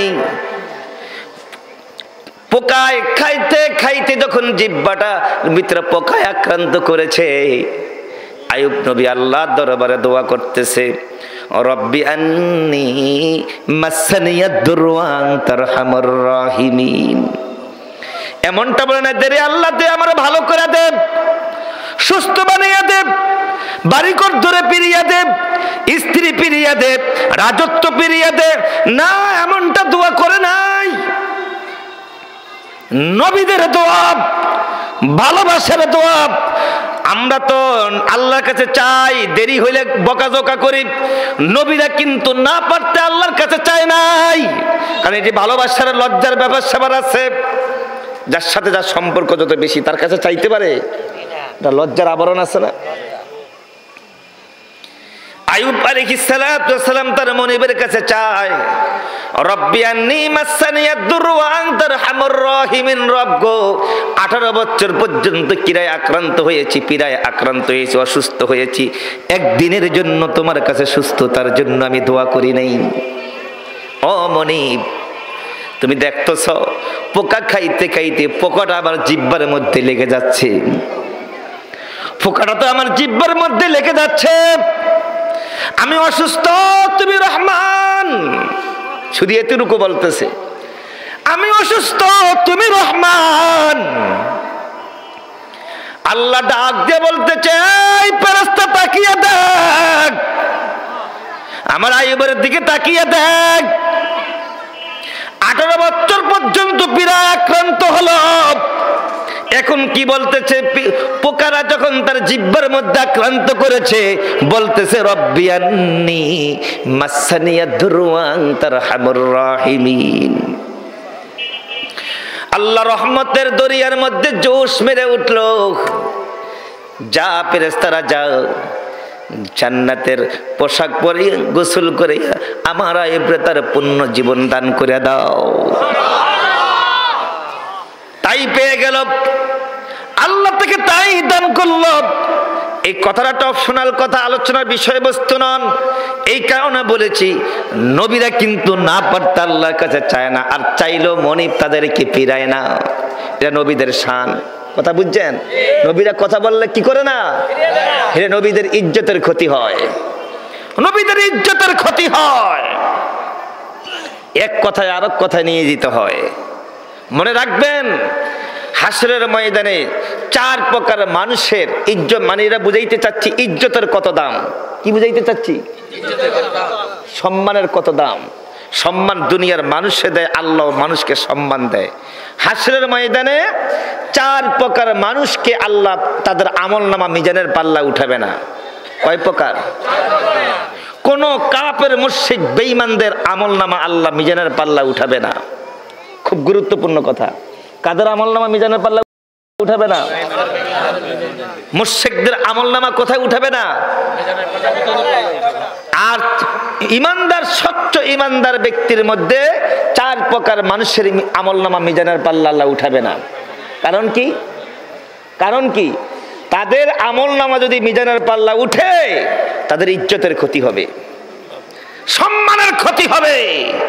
এই জন্য আল্লাহ স্পেশালি ভাবে এই দুনিয়ার 4 প্রকার মানুষের আমলনামা মিজানের পাল্লা উঠবে না।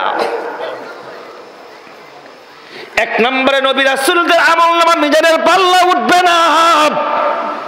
সুবহানাল্লাহ কোন? কাদের? নবী রাসূলদের আমলের পাল্লা মিজানের পাল্লা উঠবে না।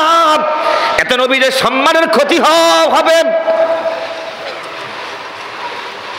والنبيين والصديقين والشهداء والصالحين আবু বকরের মতো সিদ্দিক ব্যক্তিদের আমলনামা মিজানের পাল্লা আল্লাহ উঠাবে না। কয় নম্বর? 3 নম্বরে আল্লাহর এই জমিনের মধ্যে আল্লাহর কোরআনের রাজ কায়েম করতে যাইয়া বুকের তাজা রক্ত জালেমকে উপহার দিয়েছে।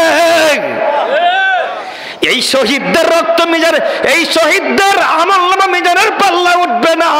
এদের আমলনামা যদি মিজানের পাল্লা উঠানো হয়, এদের রক্ত জমিনের মধ্যে দিয়েছে, এই রক্ত সম্মান থাকবে না।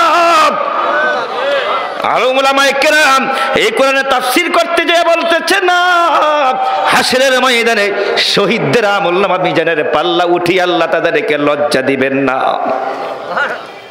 কয়টা গেল? ওয়ান্নাবিয়্যিন ওয়াস-সিদ্দীকিন ওয়াশ-শুহাদা, 4 নম্বরে ওয়াস-সালিহিন। এই সালিহিন ব্যক্তি কারা তার ব্যাখ্যা ভিন্ন। দুনিয়ার মধ্যে সালিহিন ব্যক্তিদের আমলনামা, যাদেরকে সর্বোচ্চ আল্লাহর ইবাদতের ত্যাগকৃত ব্যক্তিদের আমলনামা আল্লাহ মিজানের পাল্লা উঠাবে না। বলতে চাচ্ছিলাম নবীরা যা চায় আল্লাহ তাই কবুল করে নেয়। 80 বছর বয়সের সময় ইব্রাহিম খলিলুল্লাহ আল্লাহর কাছে সন্তান চায়, ও আল্লাহ রে একটা সন্তান দে। মতান্তরে 90 বছর আল্লাহ তাকে সন্তান দিলেন। মা হাজেরার ঘরে তাড়াতাড়ি বলতেছি সন্তান দুনিয়ায় ভূমিষ্ঠ হলো। কি হলো? সন্তান দুনিয়ার মধ্যে ভূমিষ্ঠ হলো। সন্তান আগমন ঘটল। ভালোবাসার নজরে বারবার ইব্রাহিম খলিলুল্লাহ খুশির ঠেলা সন্তানদের দিকে খালি বারবার চাইতে যায়। সুবহানাল্লাহ বলবেন। কি চাইতে যায়? জবাব দেন, কি চাইতে যায়? কি করতে যায়? বারবার সন্তান চাইতে যায়। বারবার সন্তান চাইতে যায়। আল্লাহ কয়, এই বেশি খুশি হইছ কেন? সন্তানের দিকে এত বেশি চাইলি কেন? যা স্ত্রী আর সন্তানকে দিয়া আমার জিব্রাইল যে স্পটের মধ্যে থাকতে বলে ওই মাটির মধ্যে রাইখায়। এত চাওয়ার দরকার নাই। সুবহানাল্লাহ কোন। ভালোবাসার সম্পর্ক কারে বলে একটু গভীরভাবে শুনবেন। দেরি করে নাই, নারে ভাইয়া না, নারে বাবা না, দেরি করে নাই। স্ত্রী আর সন্তান কচি বাচ্চাটাকে গোলাপের পাপড়ির বাচ্চাটা নিয়ে রওনা হয়েছেন। আজকের যেখানে বাইতুল্লাহ, এর পাশে মা হাজেরা এবং সন্তানকে রেখে দিলেন। ইব্রাহিম খলিলুল্লাহ আলাইহিস সালাতু ওয়াস সালাম এই স্পট থেকে এখন রওনা হওয়ার জন্য, ভ্যাক করার জন্য প্রস্তুতি নিলেন। মা হাজেরা বলতেছেন, ওগো স্বামী, আপনি সাধারণ কোন স্বামীর মতো নন, আপনি সাধারণ কোন পুরুষের মতো নন, আপনি আল্লাহর পয়গম্বর। আল্লাহর পয়গম্বর হলেন আপনি। আমি আপনাকে 2টা প্রশ্ন করব গো।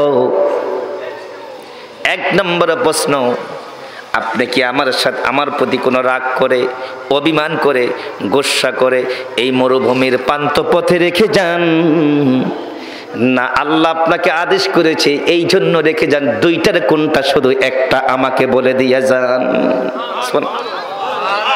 বুঝেন নাই কথা?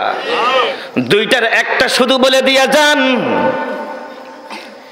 ইব্রাহিম খলিলুল্লাহ আলাইহিস সালাতু ওয়াস সালাম এই কথা শুনবার পরে আবেগ আপ্লুত হয়ে মুখের কণ্ঠস্বরকে একটু নিচু আওয়াজ দিয়ে বলতে চায়, খাদিজা, ওই মনিব আদেশ করেছি বিদায় তোমাকে এই পান্থপথে রেখে যাই। মা হাজেরা বলতেছেন, এই তাহলে এই হাজেরা, তোমাকে আমার আল্লাহ আদেশ করেছে বিধায় তোমাকে এই মরুভূমির মধ্যে রেখে যাই। মা হাজেরা বলতেছেন, তাহলে যান, চলে যান। ও স্বামী, চলে যান যদি আমার আল্লাহ আদেশ করে থাকে।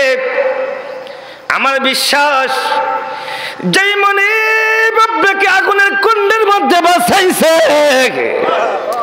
আমার ওই মনিব প্রান্ত পথের মধ্যে আমাকেও আমার সন্তানকে বাঁচাইবে, আমি সে আল্লাহর উপর তাওয়াক্কুল নিলাম। এই কথা বলবার পরে মা হাজেরা বসে পড়লেন, ইব্রাহিম খলিলুল্লাহ চলে গেলেন। কিছুক্ষণ পরে অথবা কিছু ঘন্টা যাওয়ার পরে অথবা কিছু লং সময় পার হওয়ার পরে মা হাজেরার কলিজার টুকরা সন্তানটা চিৎকার দিয়ে উঠেছে, দে রে মা, দে পানি, দে খাবার, দে। কিছু একটা চাচ্ছে মা, বুঝতে চাচ্ছে, বুঝতে পারছে আমার সন্তানটা পানির জন্য মনে হয় ছটফট করতেছে। সন্তানকে পানি দিবার জন্য কি করা যায়? সঙ্গে পানি নাই, খাবার নাই, কোথার থেকে পানি সংগ্রহ করা যায়? নাই নাই নাই, এই মরুভূমির মধ্যে কোনো বাড়ি নাই, ঘর নাই, মানব বসতি নাই। আজকের মক্কাতে তোমরা যারা বড় বড় বিল্ডিং দেখে এসেছো, না রে বাবা না, ওই জায়গায় ওই সময় এত বড় বড় ছাপা টাওয়ার নাই, হিলটন টাওয়ার নাই, আশেপাশে কোনো বিল্ডিং নাই, আছে পাহাড় আর পাহাড়। এর এরিয়ার মধ্যে কোনো বাড়ি নাই, নাই বাবা, কোনো বাড়ি নাই, খাবার তো দূরের কথা, বাড়ির কোনো অস্তিত্ব নাই। মা খাদিজা মা হাজেরা আলাইহিস সালাতু ওয়াস সালাম সন্তানটাকে এই স্পটের মধ্যে আমানত রাইখা, একটা স্পটের মধ্যে আমানত রাইখা মা হাজেরা একবার সাফা পাহাড়ের কাছে যায়, আরেকবার মারোয়া পাহাড়ের কাছে যায়। কোন জায়গায় যায়? একবার সাফা পাহাড়ের কাছে যায়, আরেকবার মারোয়া পাহাড়ের কাছে যায়। সন্তানটাকে পাহাড়ের কাছেই রেখে এসেছে, অন্তরটার মধ্যে ভয় জাগ্রত আছে, না জানি আমার সন্তানটাকে কোন হিংস্র জানোয়ার আক্রমণ করে বসে। খালি দৌড়াইতেছি, দৌড়ানোর পরিমাণটা 7 বার হয়ে গেছে। একটা প্রশ্ন আপনাদের কাছে রাখি বাবা, একটা প্রশ্ন রাখি, বিবেক দিয়া প্রশ্নটা জবাব দিবেন। প্রশ্ন রাখি, মা হাজেরা কি পারতেন না সন্তানটা, ছোট্ট একটা বাবু, এই ছোট্ট ছেলেটাকে বুকের মধ্যে জড়িয়ে তিনি কি পারতেন না সাফা পাহাড়ের কাছে দৌড়াদৌড়ি করতেন, সন্তান সহকারে পানি তালাশ করতেন? পারতেন কিনা? সকলেই জবাব দেন, পারতেন কিনা? তাহলে বাচ্চাটাকে সেই স্পটের মধ্যে রেখে আসার কারণ কি? এদিক থেকে মা হাজেরা যে এই যে দৌড়াদৌড়ি করলেন, এটা যাবে কোথায়? সাফা মারোয়া যে দৌড়াদৌড়ি করলো পানির জন্য, এই কষ্টটা যাবে কোথায়? প্রশ্ন আসে। এই যে মা হাজেরা সাফা মারোয়া যে দৌড়াদৌড়ি করলেন, একবার এই পাহাড়ে গেলেন, আরেকবার এই পাহাড়ে গেলেন, একবার এই পাহাড়ে গেলেন, আরেকবার এই পাহাড়ে গেলেন, আবার এখান থেকে ওখানে গেলেন, এরকম আসা যাওয়া কয়বার ছিল? এটা যাবে কোথায়? এটা আল্লাহর কাছে ভালো লাগছে, জবাব দেন কার কাছে? পানি তালাশ করতেছে, আল্লাহর কাছে ভালো লাগছে। আল্লাহ কয় না, আমি আল্লাহর ভালো লাগার অনুভূতিটা কি বৃথা যেতে পারে? আমি আল্লাহর অনুমতি কি বৃথা যেতে, ভালো লাগার অনুমতি কি বৃথা যেতে পারে? সাহাবীরা লেখে রাখ, তোমরা শুনে রাখো, ইন্না সাফা ওয়াল মারওয়াতা মিন শাআইরিল্লাহ ফামান হাজ্জাল বাইতা আও ইতামারা ফালা জুনাহা আলাইহি আন ইয়াতাওয়াফা বিহিমা ফামান তাতাওয়া খায়রান।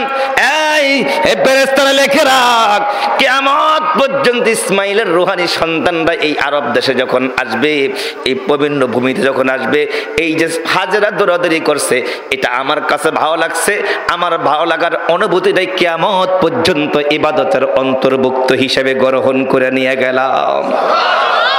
আজকে হজ করতে যান, দৌড়াইছে মা হাজেরা, আপনি দৌড়াবেন কেন? আপনি দৌড়াবেন কেন?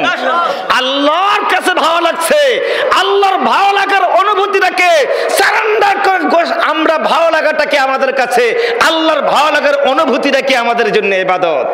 মা হাজেরা দৌড়াইছেন পানির জন্য, ভালো লাগছে কার কাছে? আর আল্লাহর ভালো লাগার অনুভূতিটা আমাদের জন্য কি? ইবাদত। জবাব দেন, কি এটা? ইবাদত। এবার মরুভূমির কাফেররা লোক ওই পথ দিয়ে রওনা হয়েছে। প্রতিমধ্যে দেখতেছি একটা বাচ্চা গোলাপের পাপড়ির মতো পূর্ণিমার চাঁদ এই বাটির মধ্যে বসে আছে। পরিচয় জানতে চাইলেন, পরিচয় দেওয়া হলো। তার বাপের পরিচয় শোনার পরে আরব দেশের ওই বনি কাফেলার মানুষেরা থমকে গেল, আশ্চর্য বোধ হলো।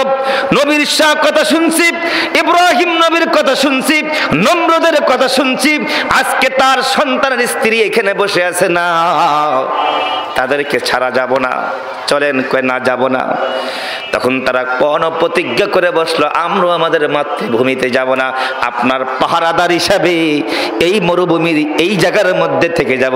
এখান থেকে তখন থেকেই এই আরব দেশের এই জায়গার ভিতরে মানুষ বসবাস শুরু হয়েছে। এবার ওই স্পটের সম্রাজ্ঞী রানী বানিয়া মা এবং সন্তান কি আলাদা সেপারেট ঘর তৈরি করে দিয়ে বনি কাফের লোক অন্যত্র আশেপাশে বাড়ি করেছে। এখানকার রানী হিসেবে হযরত মা হাজেরাকে নিয়ে গেলেন। এবার মা ও সন্তান বড় হওয়া শুরু হয়ে গেল। সন্তান বড় হইতেছে, ওদিক থেকে বাইতুল মুকাদ্দাসের মধ্যে সন্তানের জন্য ইব্রাহিম খলিলুল্লাহ দোয়া করতেছে, রব্বানা হাবলানা মিন আজওয়াজিনা ওয়া যুররিয়াতিনা কুররাতু আয়ুনি ওয়াজআলনা লিল মুত্তাকিনা ইমামা।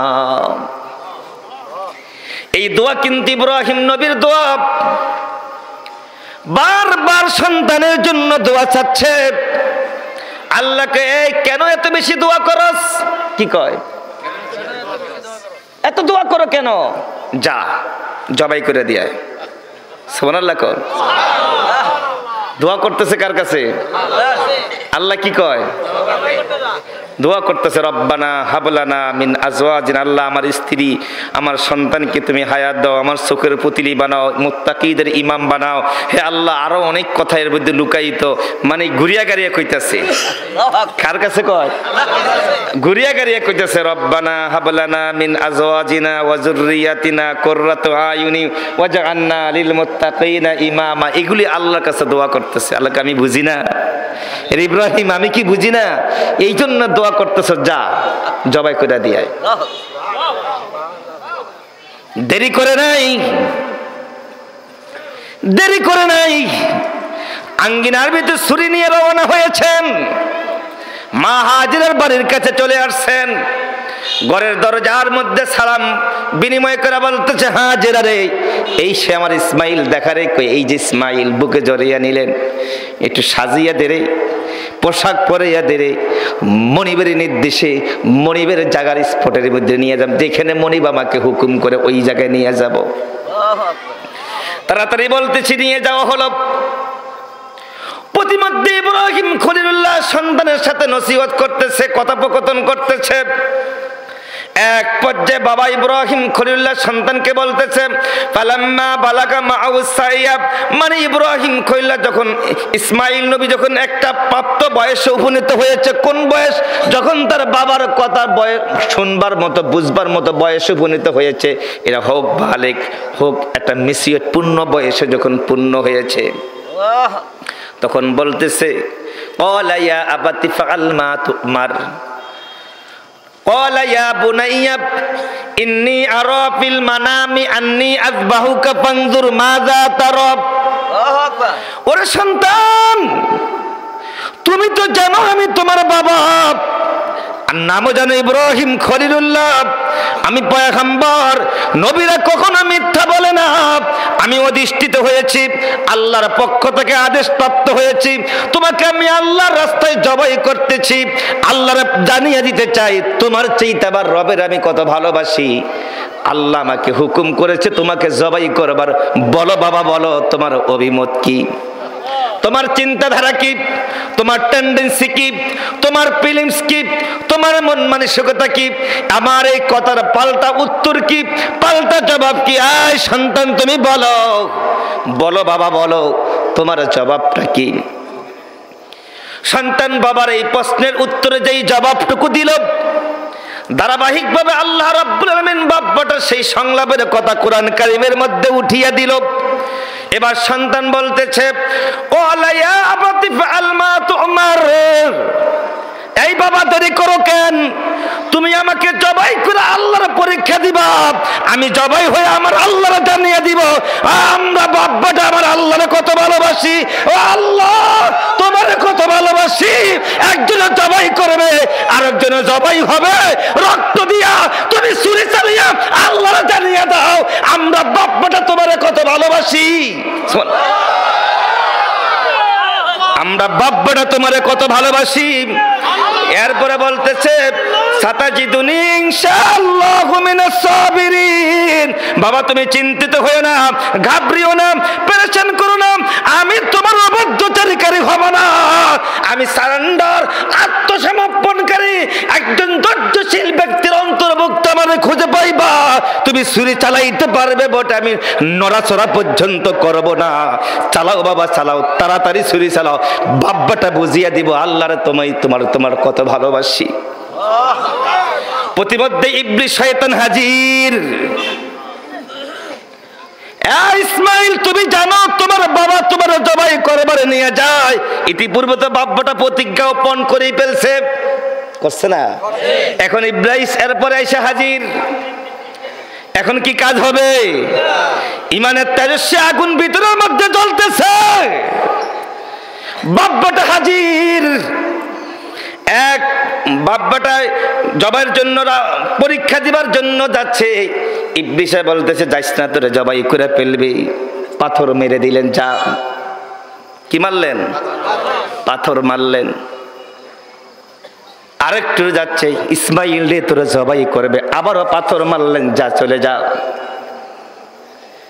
আরেকটু দূর অগ্রসর হলো, আবারও পাথর মারতেছে। যা, তুই চলে যা, তুই ইবলিস। বাব্বাটা বুঝিয়ে দিব আল্লাহরে কত ভালোবাসি। আল্লাহকে জিব্রাইল দেখছ আমার ইসমাইলকে এই মুহূর্তে শয়তান ধোঁকা দিবার চায়। ইসমাইল পাথর মেরেছে, এই পাথর বাবাটা এই জায়গার মধ্যে সীমাবদ্ধ রাখতে চাই না। কিয়ামত পর্যন্ত এই ইব্রাহিম আর ইসমাইল এই রূহানি সন্তানেরা এই মাটির মধ্যে আইসা এই শয়তানকে পাথর মারাটা আমি আল্লাহ ইবাদতের অন্তর্ভুক্ত করে নিয়ে গেলাম। বুঝেন নাই? ইবাদতের অন্তর্ভুক্ত করে নিয়ে গেলাম। মিনা প্রান্তরের মধ্যে চলে যাওয়া হলো, হাত পা বেঁধে বাঁধা হলো, অথবা চূড়ান্ত প্রিপারেশন নেওয়া হলো। ইসমাইল আর ইব্রাহিম কইলা ছুরি চালাইবার জন্য প্রস্তুতি নেওয়া হলো। ওই মুহূর্তের কথাটা আল্লাহ পাক কোরআন কারীমের মধ্যে উঠিয়ে দিল। ফালাম্মা আসলামা ওয়া তাল্লাহু লিল জাবিন। বাপ্পাটার উভয়ের সম্মতি কর্মে যখন ইব্রাহিম খলিলুল্লাহ তার সন্তান ইসমাইলের গলার ভিতর যখন ছুরি চালাইতেছে, ঠিক ইন দ্য মিন টাইম, অমনি মুহূর্তে আসমান থেকে আমি আল্লাহ ডাক দিয়া বলছি, ওয়ানাদাইনাহু আইয়া ইব্রাহিম।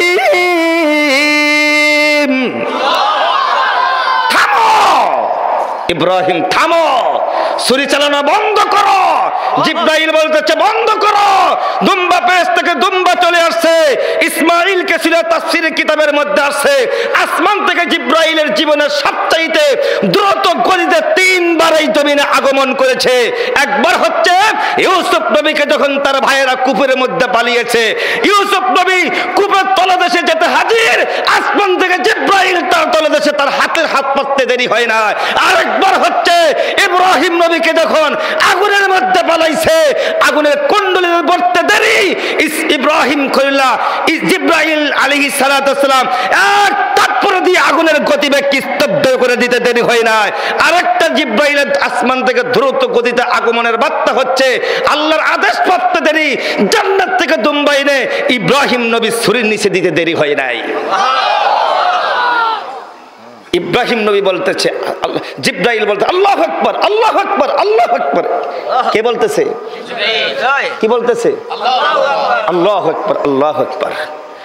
এই আল্লাহু আকবার, আল্লাহু আকবার বলার সাথে সাথেই দুম্বারা ছুরির নিচে দিয়ে ফেললেন, ইসমাইলকে দাঁড় করিয়ে দিলেন। ইব্রাহিম খলিলুল্লাহ তখনও চোখ বাঁধা, সন্তান মনে করে দুম্বাটারই জবাই করে দিছি। সুবহানাল্লাহ বলেন। কি মনে করা? সন্তান মনে করা। ইসমাইল নবী দাঁড়িয়ে গেছেন। ইসমাইল নবী তখন চোখ খুলে গেলেন। লা ইলাহা ইল্লাল্লাহ, আল্লাহু আকবার। কে বলতেছেন? ইসমাইল নবী। সন্তান জবাই করে এবার ইব্রাহিম খলিলুল্লাহ কি বলে, চোখ বেঁধে দেখতেছেন সন্তান দাঁড়ানো, দুম্বা জবাই, জিব্রাইল দাঁড়ানো। আল্লাহু আকবার ওয়ালিল্লাহিল হামদ, আল্লাহু আকবার ওয়ালিল্লাহিল হামদ। প্রশংসা করলেন ইব্রাহিম, জিব্রাইল, ইসমাইল, ইব্রাহিম খুল্লা। তিনজনের মুখের বাক্যটায় আজকে ঈদুল আজহার দিনে 5 দিন ব্যাপী যেই তাকবীরটা পড়েন, এবার তিনজনের মুখের জবানের দোয়াটাই আল্লাহ রাব্বুল একত্রিত করে কিয়ামত পর্যন্ত এরা ইবাদতের অন্তর্ভুক্ত করে দিলেন। সুবহানাল্লাহ। ওদিক থেকে যেই জবাই হলো দুম্বাটা, ওয়াতারাকনা আলাইহি ফিল আখিরিন, এই জবাইটা শুধু আল্লাহ কয়, এটা এখানের মধ্যে সীমাবদ্ধ নয়। পাথর মারাটা ওই জায়গার মধ্যে সীমাবদ্ধ থাকবে, মা হাজেরা দোলনাটা ওই জায়গার মধ্যে সীমাবদ্ধ থাকবে, আবার জমজমের পানি এখানে এসে খেতে পারবে, পৃথিবীর যেই কোনো জায়গায় নিতে পারবে। কিন্তু জবাইটা এমন একটা দৃশ্য, এটা বাইতুল্লাহর মিনা প্রান্তরে রাখতে চাই না।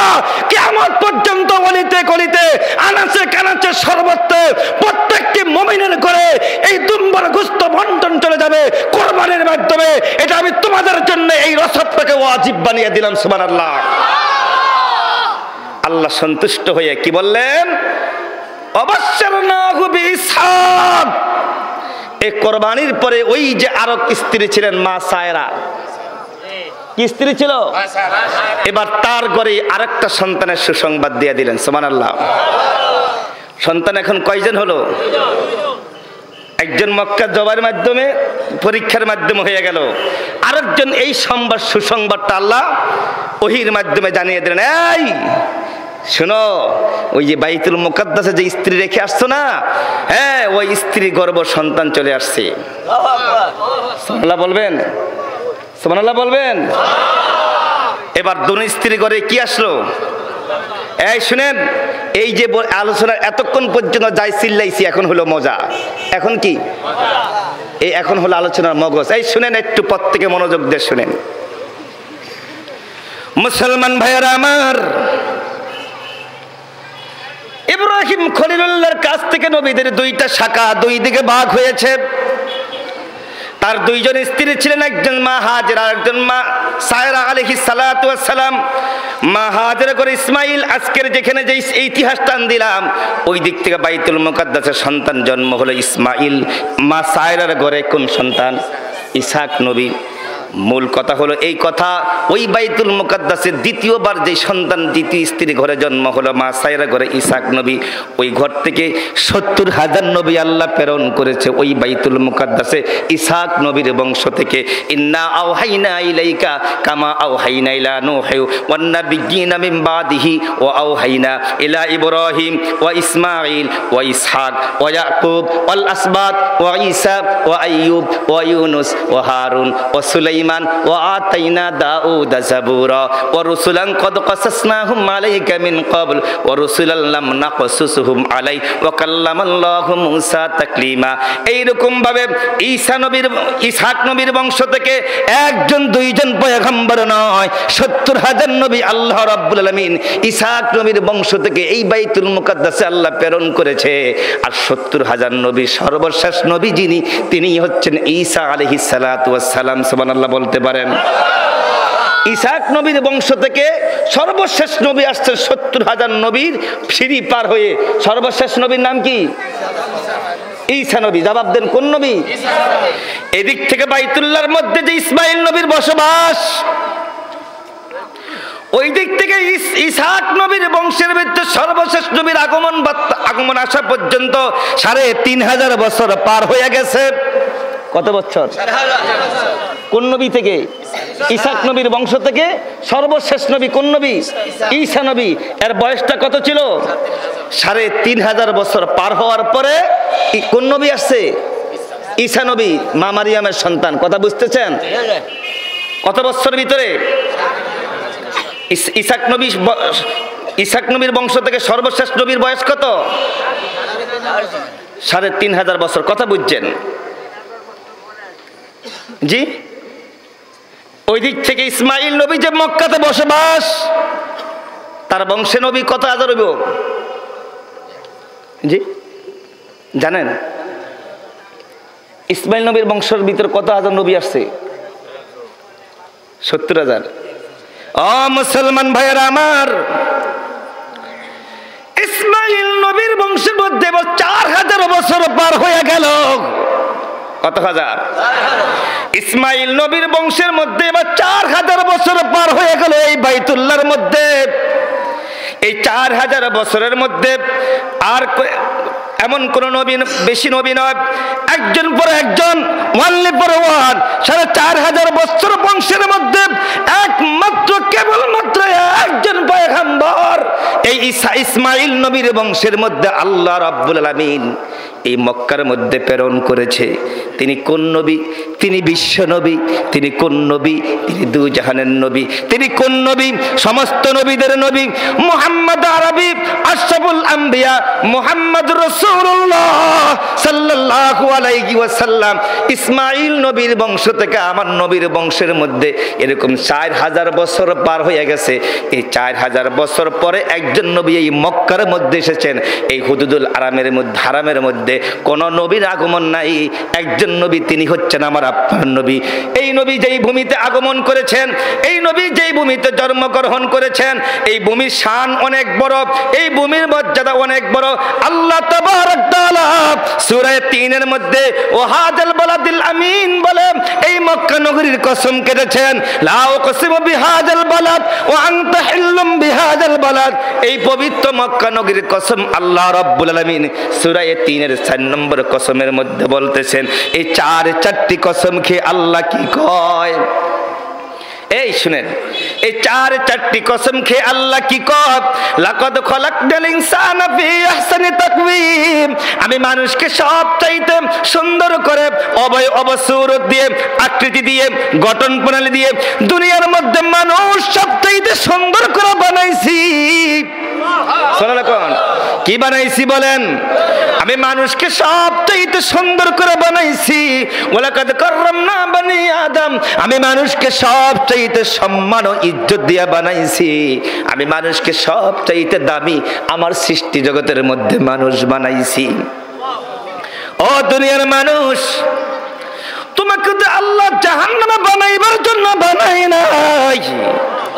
তোমাকে আল্লাহ জাহান্নামে দিবার জন্য বানাই নাই।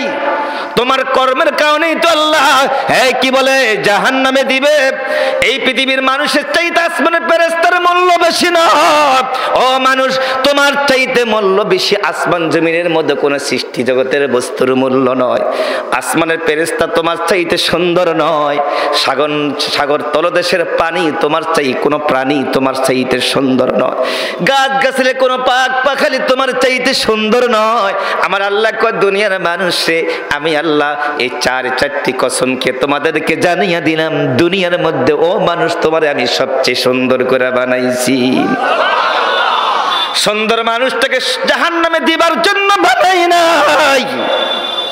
সুন্দর মানুষগুলিকে জান্নাতে দিবার জন্য তো বানাইছিলাম। তোমাদের কর্মের কারণে আমি আল্লাহ জাহান্নামে দিব। এরপরে আল্লাহ কি কয়? সুম্মা রাদাদনাহু আসফালা সাফিলিন। আমি এই মানুষগুলিকে দুর্বলের চাইতে দুর্বল করে বানাইছি। আগে কইছে সুন্দর করে বানাইছি, এখন কি কয়? দুর্বল করে বানাইছি। হ্যাঁ, সুম্মা রাদাদনাহু আসফালা সাফিলিন। আমি তো তোমাদেরকে দুর্বল করে নয়, দুর্বলের চাইতে দুর্বল। কি বলে? দুর্বল করে বলে নাই। সুম্মা রাদাদনাহু আসফালা সাফিলিন, দুর্বলের চাইতে। ওই উনি বলছেন, তাফসীর করছেন, সর্বনিম্ন স্তরে দুর্বল করে তোমারে বানাইছি। সুবহানাল্লাহ বলবেন। এর ব্যাখ্যা শুনবেন, খুব জটিল, খুব জটিল। সুম্মা রাদাদনাহু আসফালা সাফিলিন। তোমার তো আমি আল্লাহ দুর্বলের চাইতে দুর্বল করে বানাইলাম। কত দুর্বল! এই তুমি কত দুর্বল তুমি জানো? তোমার জন্মের পরে তুমি তোমার মাকে ডাকতে জানো না, মাকে চিনো না, বাবাকে চিনো না, বোনকে চিনো না, দুনিয়ার কাউকে চিনো না। যেখানে তোমার খাবার, যেখানে তোমার পায়খানা সেখানে তোমার খাবার। ক্ষুধা লাগলে খাবারটা খুঁজতে পর্যন্ত জানো না। কত দুর্বল করে তোরা বানাইছি জানো? একটা মুরগির বাচ্চা জমিনের মধ্যে আসলে তারা কেউ আক্রমণ করলে সে পালাইতে জানে, তার মায়ের ডাক সে জানে। 4-5টা মুরগির বাচ্চা এক জায়গা করলে, এবার মুরগির বাচ্চাগুলি ছেড়ে দিলে প্রত্যেকের মায়ের কাছে চলে যায়। তাইলে বোঝা যায় মুরগির বাচ্চারা তার মাকে চিনে। তুমি এত দুর্বল হয়ে তৈরি হয়েছ, একটা মুরগির বাচ্চার ফিলিংস নিয়ে তুমি জন্ম হও নাই, তোমার বানাই নাই। কথা বুঝছেন সূক্ষ্মভাবে? একটা হাঁসের বাচ্চা জমিনের মধ্যে এসে পানির মধ্যে কাজ ছাড়তে পারে, আত্মগোপন করতে পারে।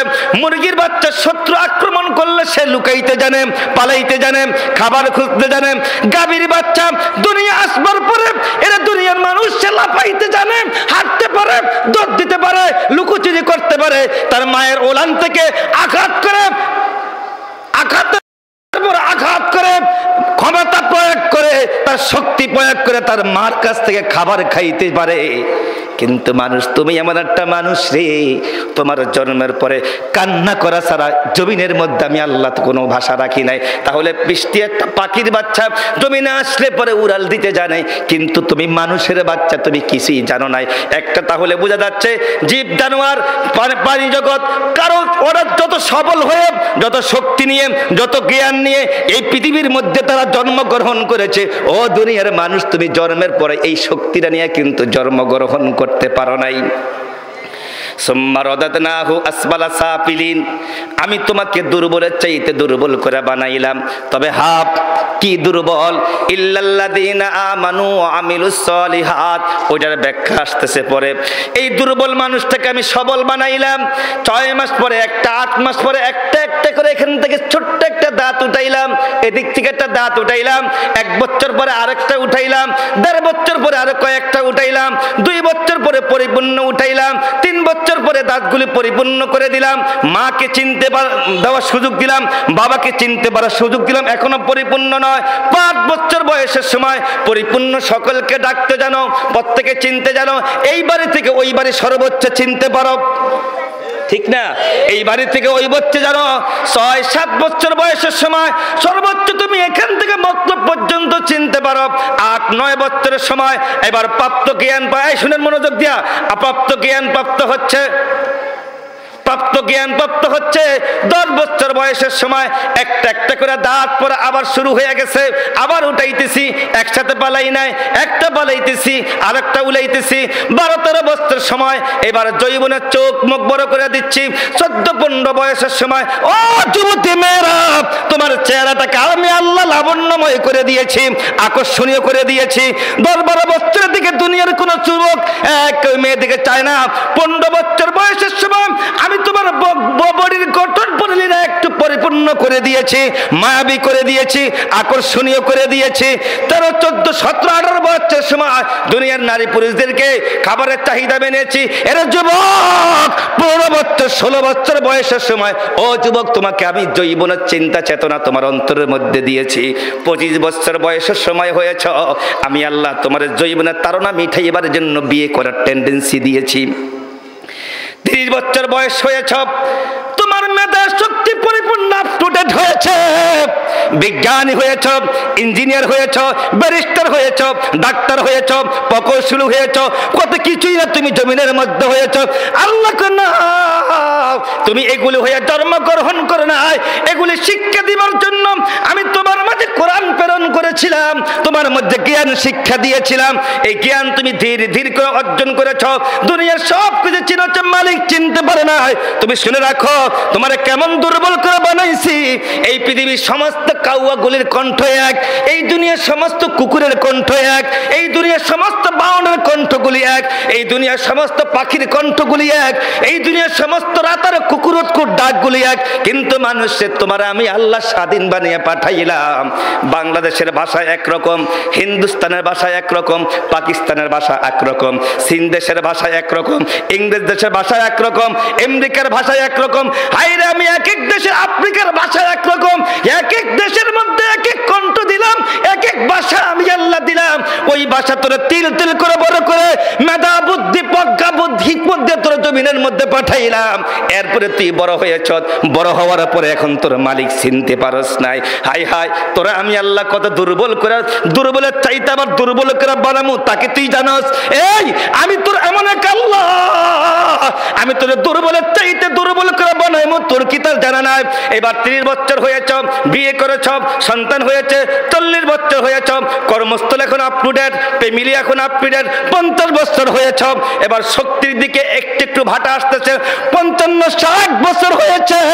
ওই যে 30 বছর 40 বছর বয়সের যে যৌবনের তাড়না ছিল, একটু একটু করে ভাটা নামতেছে। 65-70 বছর হয়েছ, আল্লাহ কয় একটা একটা করে এবার দাঁতগুলি খোলা শুরু হয়েছে। 75 বছর বয়স হয়েছ, চোখের জ্যোতি কমাইতেছি, এবার কানে শোনার গতি কমাইতেছি, চিৎকার দিয়ে জমিনের মধ্যে কথা বলতাম, মুখের আওয়াজ কমাইতেছি, হাতের আওয়াজ কমাইতেছি, লাঠি বট দিয়ে হাঁটতেছি, পায়ের ভিতরে কুর্চির ভিতরে ভর দিয়ে হাঁটা শিখাইতো। 80-85 বছর হয়েছ, কালো চুলগুলি সবগুলো পাকা ধারণ পাকা গেছে, দাঁতগুলি পড়েছে, চোখের জ্যোতি কমেছে, পেটের খাবার ক্ষুধার শক্তিটা পর্যন্ত কমে গিয়েছে, সব কিছু কমে গিয়েছে বটে। আল্লাহ কয়ে দুনিয়ার মানুষ ধীরে ধীরে করে পুরো অঙ্গ প্রত্যঙ্গের মধ্যে আমি সব কিছু ড্যামেজ করে দিয়েছি। এক পর্যায়ে হঠাৎ করে জমিনের মধ্যে পড়েছ, বিছানার মধ্যে পড়েছ, 1-1.5 মাস 2 মাস 2 বছর 3 বছর বিছানার মধ্যে পড়ে আছো অসুস্থ অবস্থায়। ওই যে ছোট্টবেলায় মায়ের গর্ভ থেকে পড়ে ওয়াও বলে একটা চিৎকার দিয়েছ, আমি তোমার বৃদ্ধ বয়সে এই ছোট্ট বাচ্চারা শক্তিটা পর্যন্ত আমি আল্লাহ তোরে দেই নাই। তার অর্থ হলো এই, একটা কচি বাচ্চা, একটা ছোট বাবু তার ঘরের ভিতরে তার মার কাছ থেকে দুধ খুঁজতে যায়, যেই জোরে চিৎকার দেয়, আল্লাহ কয় মৃত্যুর পূর্বক্ষণে বিছানার মধ্যে পড়েছিলে, এই পরিমাণ চিৎকার দেওয়ার শক্তিটা তোর নাই। সুবহানাল্লাহ কম, এই পরিমাণ শক্তিটা তোর মাঝে নাই, এই পরিমাণ শক্তিটা তোর মাঝে নাই। চোখের দৃষ্টিও নাই, ছেলেরে চিনতে পারে না, মেয়েরে চিনতে পারে না, ওই যে বুড়া দেখো নাতিরও চিনতে পারে না, না রে বাবা না, সব কিছু থেকে রিটায়ার্ড, নামাজও পড়তে পারে না, তাহাজ্জুদ পড়তে পারে না, কোরআন পড়তে জানে না, মসজিদে যাইতে পারে না, রোজা রাখতে পারে না, কিচ্ছু করার ক্ষমতা নাই, কর্মস্থল তো নাই। এখন আল্লাহ কয় ইল্লাল্লাযীনা আমানু ওয়া আমিলুস সলিহাত, মনে রাখো তোমাদের যৌবন বয়সে যারা ঈমান এনেছিলে আর আমল সলিহির জিন্দেগি যারা যাপন করেছে, ফালাহুম আজরুন গায়রু মামনুন, আমি আল্লাহ তোমাদের মধ্যে সেই ইবাদতের ধারাবাহিকতা আমি আল্লাহ জারি রেখেছি। টলার নদীর মধ্যে চলতেছে, হঠাৎ করে ইঞ্জিন বন্ধ হয়েছে, বলুন তো ভাইয়া এখন টলারটা কিছুদূর হলো চলবে কিনা? বুঝেন নাই কথা, টলারটা চলবে কিনা? আল্লাহ কো তুমি বৃদ্ধ হয়েছো বটে, তুমি যদি তোমার ইবাদতটা চালু রাখতে চাও জীবন বসে বৃদ্ধ হয়েছে বটে, আমি আল্লাহর তরফ থেকে পেনশন তোমার মধ্যে জারি করে দিলাম। সুবহানাল্লাহ। নামাজ পড়তে পারো নাই, তাহাজ্জুদ পড়তে পারো নাই, আমল কিন্তু চালু হয়ে গেছে। ফামা ইউকাযযিবুকা বা'দু বিদ্দিন, কই না যারা পরকালকে বিশ্বাস করে না এরা তো পাবে না। আলাইসাল্লাহু বিয়াহকামিল হাকিমিন, ইমানদার ব্যক্তির জন্য আমি যে বন্টন করলাম এটা কি জন্য? আমি কি শ্রেষ্ঠ বিচারক নই? সুবহানাল্লাহ। কার জন্য? এই যে ইবাদত চালু করে দিছে, বৃদ্ধ বয়সে মৃত্যুর সন্নিকটে যখন বিছানার মধ্যে পড়ে থাকে, ইবাদত করতে পারছে না, আল্লাহ কয় ওই যে সুস্থ অবস্থা যে ইবাদতটা তোর জারি ছিল এর সব এখন চলতেছে। সুবহানাল্লাহ। নামাজ পড়তে পারস না, তাহাজ্জুদ পড়তে পারস না, মসজিদে যাইতে পারস না, বিছানার মধ্যে পড়ে আসত, যৌবন বসে দাসত্ব কাটাইছত, হেই যা, সব ইবাদত চলতেছে। সুবহানাল্লাহ বলেন। এই হচ্ছে সূরা 3 এর তাফসীর। প্রচারের স্বার্থে চ্যানেলটি সাবস্ক্রাইব করে বেল আইকনে ক্লিক করুন।